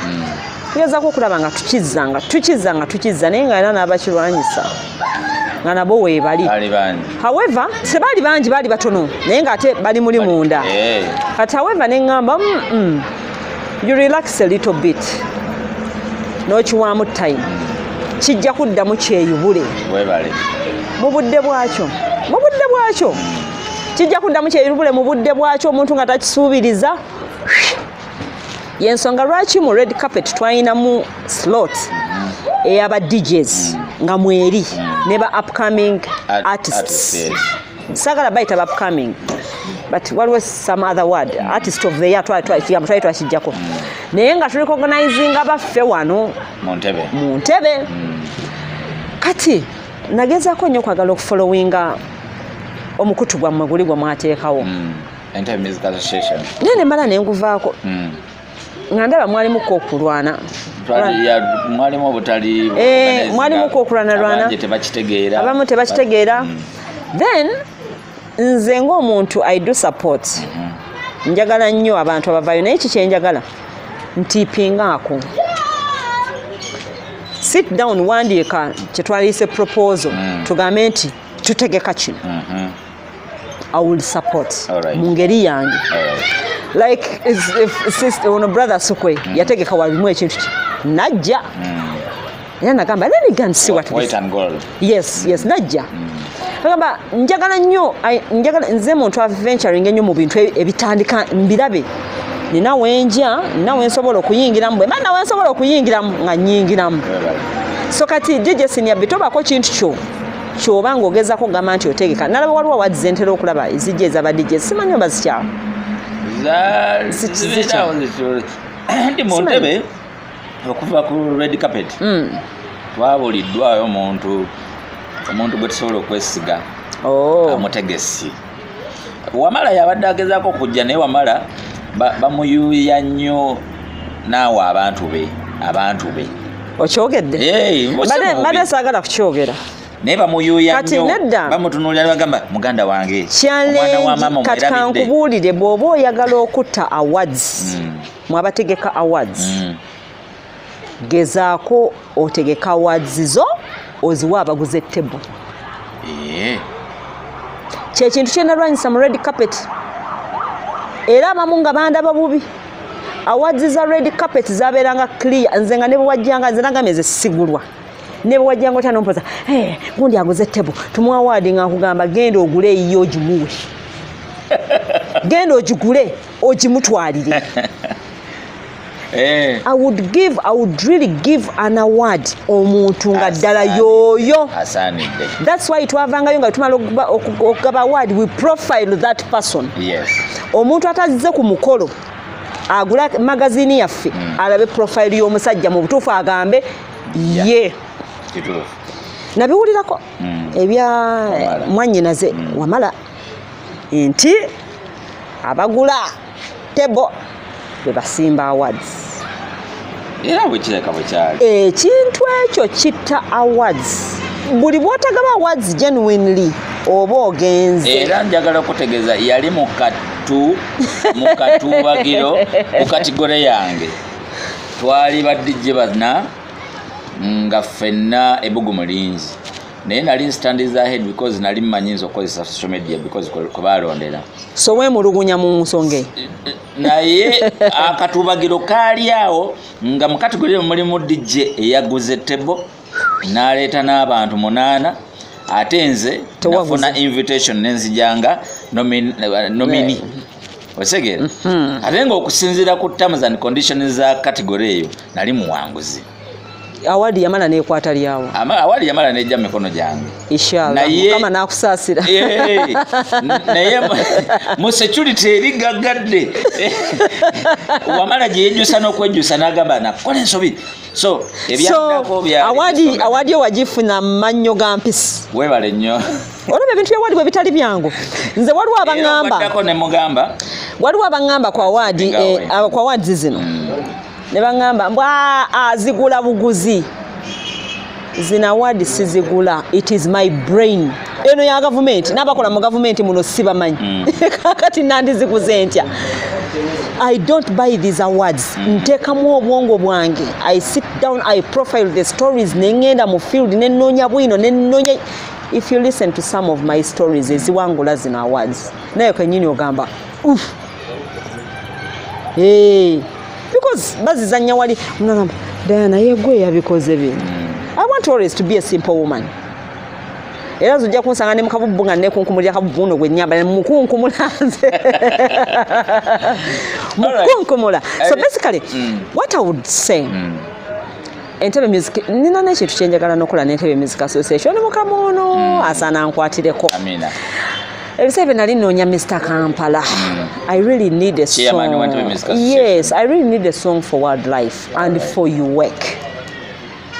I just really need a song. Nga nange ngenda kubeera mu nnyimbi. I want to be part of it. So, ngambira Mr. Kampala. In fact, you. Ngenda mugamba. Oba mu composing a song, but I would prefer a song. Mubita backsraga, some traditional relic. No problem. Tujja oba to meeting a training egenda kubeeranga wa obeera wa nze I think if I can push for that song tomanya bakama baffe ku work can get ne tugamba nti Entebbe Music Association yegenda okubeeranga entertaining group for the center. Thank you so much. But I really need that song. All right. Your wildlife. Thank you so much. Kale. Akasembera ddala kasobola kulekera. Owandika story ku bantu individuals. Nkozi nga balina kye bakoze. Nga ki? Osinzira ku ki? Like abantu abalina bye beekoledde initiatives. Nga balina ze beekoledde. Story eyampanguza award eno. Nagiwandika ku mukyala abakuŋŋanya kasasiro wa plastic. Na following omukyala oyo engeri gyakuŋŋanyamu kasasiro we amutunda ssente mmeka kasasiro amugjeemu ki. Kabaka ku matikira ga Kabaka aga last year enkumba ku university. Omukyala oyo mba ndi awo. Yali tannaba kujja ne mukubye essimu ne mugamba jangu obucupa bungi najja. Akati bwe namala okukola amawulire gange. Nange ne ŋŋamba kanyambeko omukazi tukuŋŋanye kasasiro. Siniyabbi bannanga abantu bavuma. Essaawa ne batandika okugamba simanyi Diana agudde eddalo. Kikuŋŋanyisa kasasiro. Nali njagala neeteeka embigere by'omukyalo oli kubanga yaŋŋamba babavuma. Babayita abalalu, babayita abasiru, babayita abakyafu. Bampita ebigambo ebyo byonna mu ddakiika ezo nga nnyambako omukazi. Simanyi ogudde eddalo. Biki. Twala eri kasasiro. Ne ŋŋamba okay. So, mwe najja award eno mu story y'omukyalo oyo. Kati mprofiling abantu abakoze ebintu nga ndaba biri extra ordinary to the rest. Saagala nnyo bano nina PhD mu doctorate. Simanyi nakazi muntu wa wansi stories. Bano simanyi ntandisewo kakiwegamba ngolaba through a struggle. Yes. This person is making life. Okay. The stories zingenda nazo. Naye bano mbu simanyi Dr. Gundi. Simanyi Dr. Simanyani. Abo balina baba profiling. Nze njagala muntu wa wansi, life yange ya muntu wa wansi. Omuntu wa wansi ono naye amanyike nti gyali. Webale nnyo.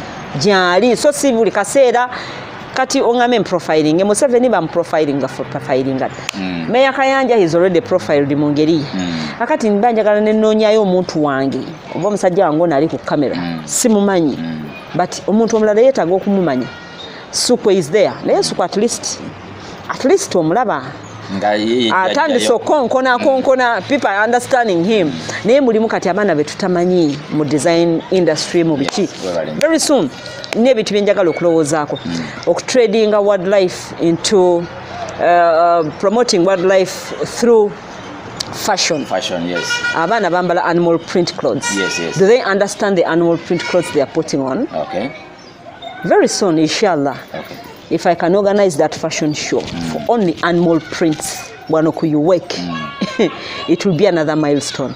Last year natekayo the first wildlife Valentine's Day in Uganda I think so yali ku work one abagalana ne bajja ne bawana abagala bwabwe mu lulimi lwe twayita olusolo nkwagalanga ogonanga omukira gwa kapa binkoze bitya nanyumirwa abantu batuwagira. So those are the things byenjagala okukola. Events, I believe I can be a good events manager if I'm supported. People have tried me in red carpet thrice. I've done a red carpet Valentine Kuyuwek last year. And I'm looking forward inshallah binebya COVID bye tucyankalanya. Probably even next year it will be a better one. So kati bobo gamanti music entertainment yamwe eyina ebintu byeriko. I think when we team up things can happen. It's all about teamwork.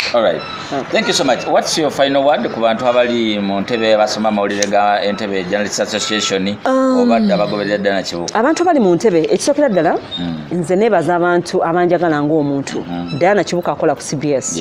Abantu bawuliza nnyo stories zange ez'obutonde ku mawulire ag'okumpi n'ewala. Nagamba naye mwana gwayogedde omusota n'owaana omusota ng'olinga ki. Wherever I get such feedback kimpa amaanyi okwongera okukola ennyo. Akati nebaza abakozi abannange benkola nabo mu Entebbe Journalists Association. Ninamu omwami oyo Julius Luwemba. He's really a pusher. Waliwo olumu owulira ng'owuliranga nagamba Diana nedda Eve Muganga those two they are really pushing me ka Eve nkaitaka Eve Eve jali mulungi kubanga I received Eve nga yakava ku internship ye mu UBC matini ya mundaga nintandika okutambula naye tewali kintu kisinga kunsanyusa mu bulamu nga kukwata ku muntu nembako ettafali lye mutaddeko nendaba nga naye atandise okwetengerera ali ku lulwe ekyo kimpa essanyu ngamba yes kakati nebaza obviously abantu benkozemu amawulire ne news sources zaffe bane news sources nno omuntu keeping news source for all this time si kyangu to keeping the news sources zaffe naye mu ngeri eri very professional bannange bana abajja mu mawulire abamu kyovola abagajingiramu ne bagaddukamu maintaining a news source si kyangu esente zimalawo abaana b'amawulire senior B esente zimalawo abaana b'amawulire oli n'alyoka agamba nze sigenda kukola mawulire kubanga gundi tansasudde ebyo gundi tansasula agenda kusasula sente mmeka sigenda akwadde sente mmeka what is that rubbish for Kandi bewulira nnyo ng'oli akubye story nagamba walidde ku eno ebyo ebyekitundu ebyo kakati ogenda kunsasula sente mmeka nze zigenda okungula nze ngana okukola story nga ddala njagala kati fe abamu ebyo byebitukuumye togenda kungula bwe mba njagala story mba njagala bwe mba sijagala mba sijagala bwe njifuna nenkusonyiwa mba nkusonyiye oba tonsasudde era senior B teri muntu agenda kuva mu Ntebe ajja kugamba mbu nagula ddala obukadde 2 sibanye obukadde 10 sibanye emitwalo 5 aleme kukola story wallahi bw'aba gyali ave yayogere wali okozeeko story ku muntu nanyiga nakulumba nyiza okuba nali nzikoze naye basibijjukira kubanga zeka nyingi nyiza okuba nali mbakozeeko abamu bemulugunyizeeyo tebakutuukirira akati in most cases ba politicians be batera complaininga kunze because nze bwe bannakulabye nga wakoze ebintu nga tebyatuuse bwe bitu bwe bibeera era nja kubikugamba nga bwe byali I remember last time RDC yali akyali eno kirabira bwe bakuza yali Independence Day baba gitwala luddawa simanyi ne baleeta keeki simanyi ne bakisavingira wano mu kaseera kogikwatako kati nze olumu angle stories zange nga bwe nakugambye olumu zibeera very funny. I pick just one sentence nenkolera story gye njagala so kati nze nakuza nsonga ya keeki konze kati bwe yaleeta keeki wano mu mukolo gwali wano mwalimu n'ab'ebibiina ebirala keeki ne bagizira ati kunze ekyo kyali kirina okunkolera baziza keeki ya Independence kirabira yanyiigamu onalwa disaluwo nze yanneegambirako naŋŋamba gundi baŋŋambye sikwesemberezanga ne mugamba bwe wansemberera osanze tulabye nga tuli ku mbaga nga tuli aba so nze bw'omala okuntegeera kikyendi you enjoy me naye bw'ogaana okuntegeera gwamanyi n'ebizibu byo bamuyisa Diana Kibuuka naye nange kankubuuze senior B obudijjo obumazeemu bbanga I'm hearing senior B sister wange nali njogera naye ne mugamba ngenda kumeetinga senior B nagamba senior B eryo erinnya ndiwulira nnyo ne mugamba olibulirawa nagamba ndiwulira nnyo mu badijje ebyaddala ntandika okufuna commercial payments nga DJ 2008 okay 2008 paka kati oba DJ abantu batera okugamba ba DJ babeera bayaaye senior B oli muyaaye abamu bayaaye era abasinga kyekye baleeta naye nze najja nga ate kyenziza okulwanyisa because ne family yaffe yali tekyagala era natoloka butolose kuyingirwa DJ naye nga muli nga neebulirira ŋŋamba njagala banneegombe baŋŋaanye naye njagala mbeere n'ekifaananyi kye bajja okuneegombako so natuka time nga mami wange ankubirako nga ayagalayo akasente kubagenda mu kintu kye yali aŋŋaana nempulira essanyu nga mbaye so nembeera nga nekyalenjinga nga saagala kubeera oyo gwe bateekamu ezo kategori z'abadijje newankubadde ng'omulimu nali ngulimu naye nga nze neeyawula basaaga kubeera kifaananyi ekyo kya badijje bayaye badijje batamiivu babbi baki nga sikiri ndaba nnyo badijje babeera ne bling enkofira zitunudde eno gwe nga toli bwoti naye Diana lwaki tewasabye teboto nja kuddira so ekya bling kibeera personal ono ngenda kumuddira nja kumuddira mu budde bwange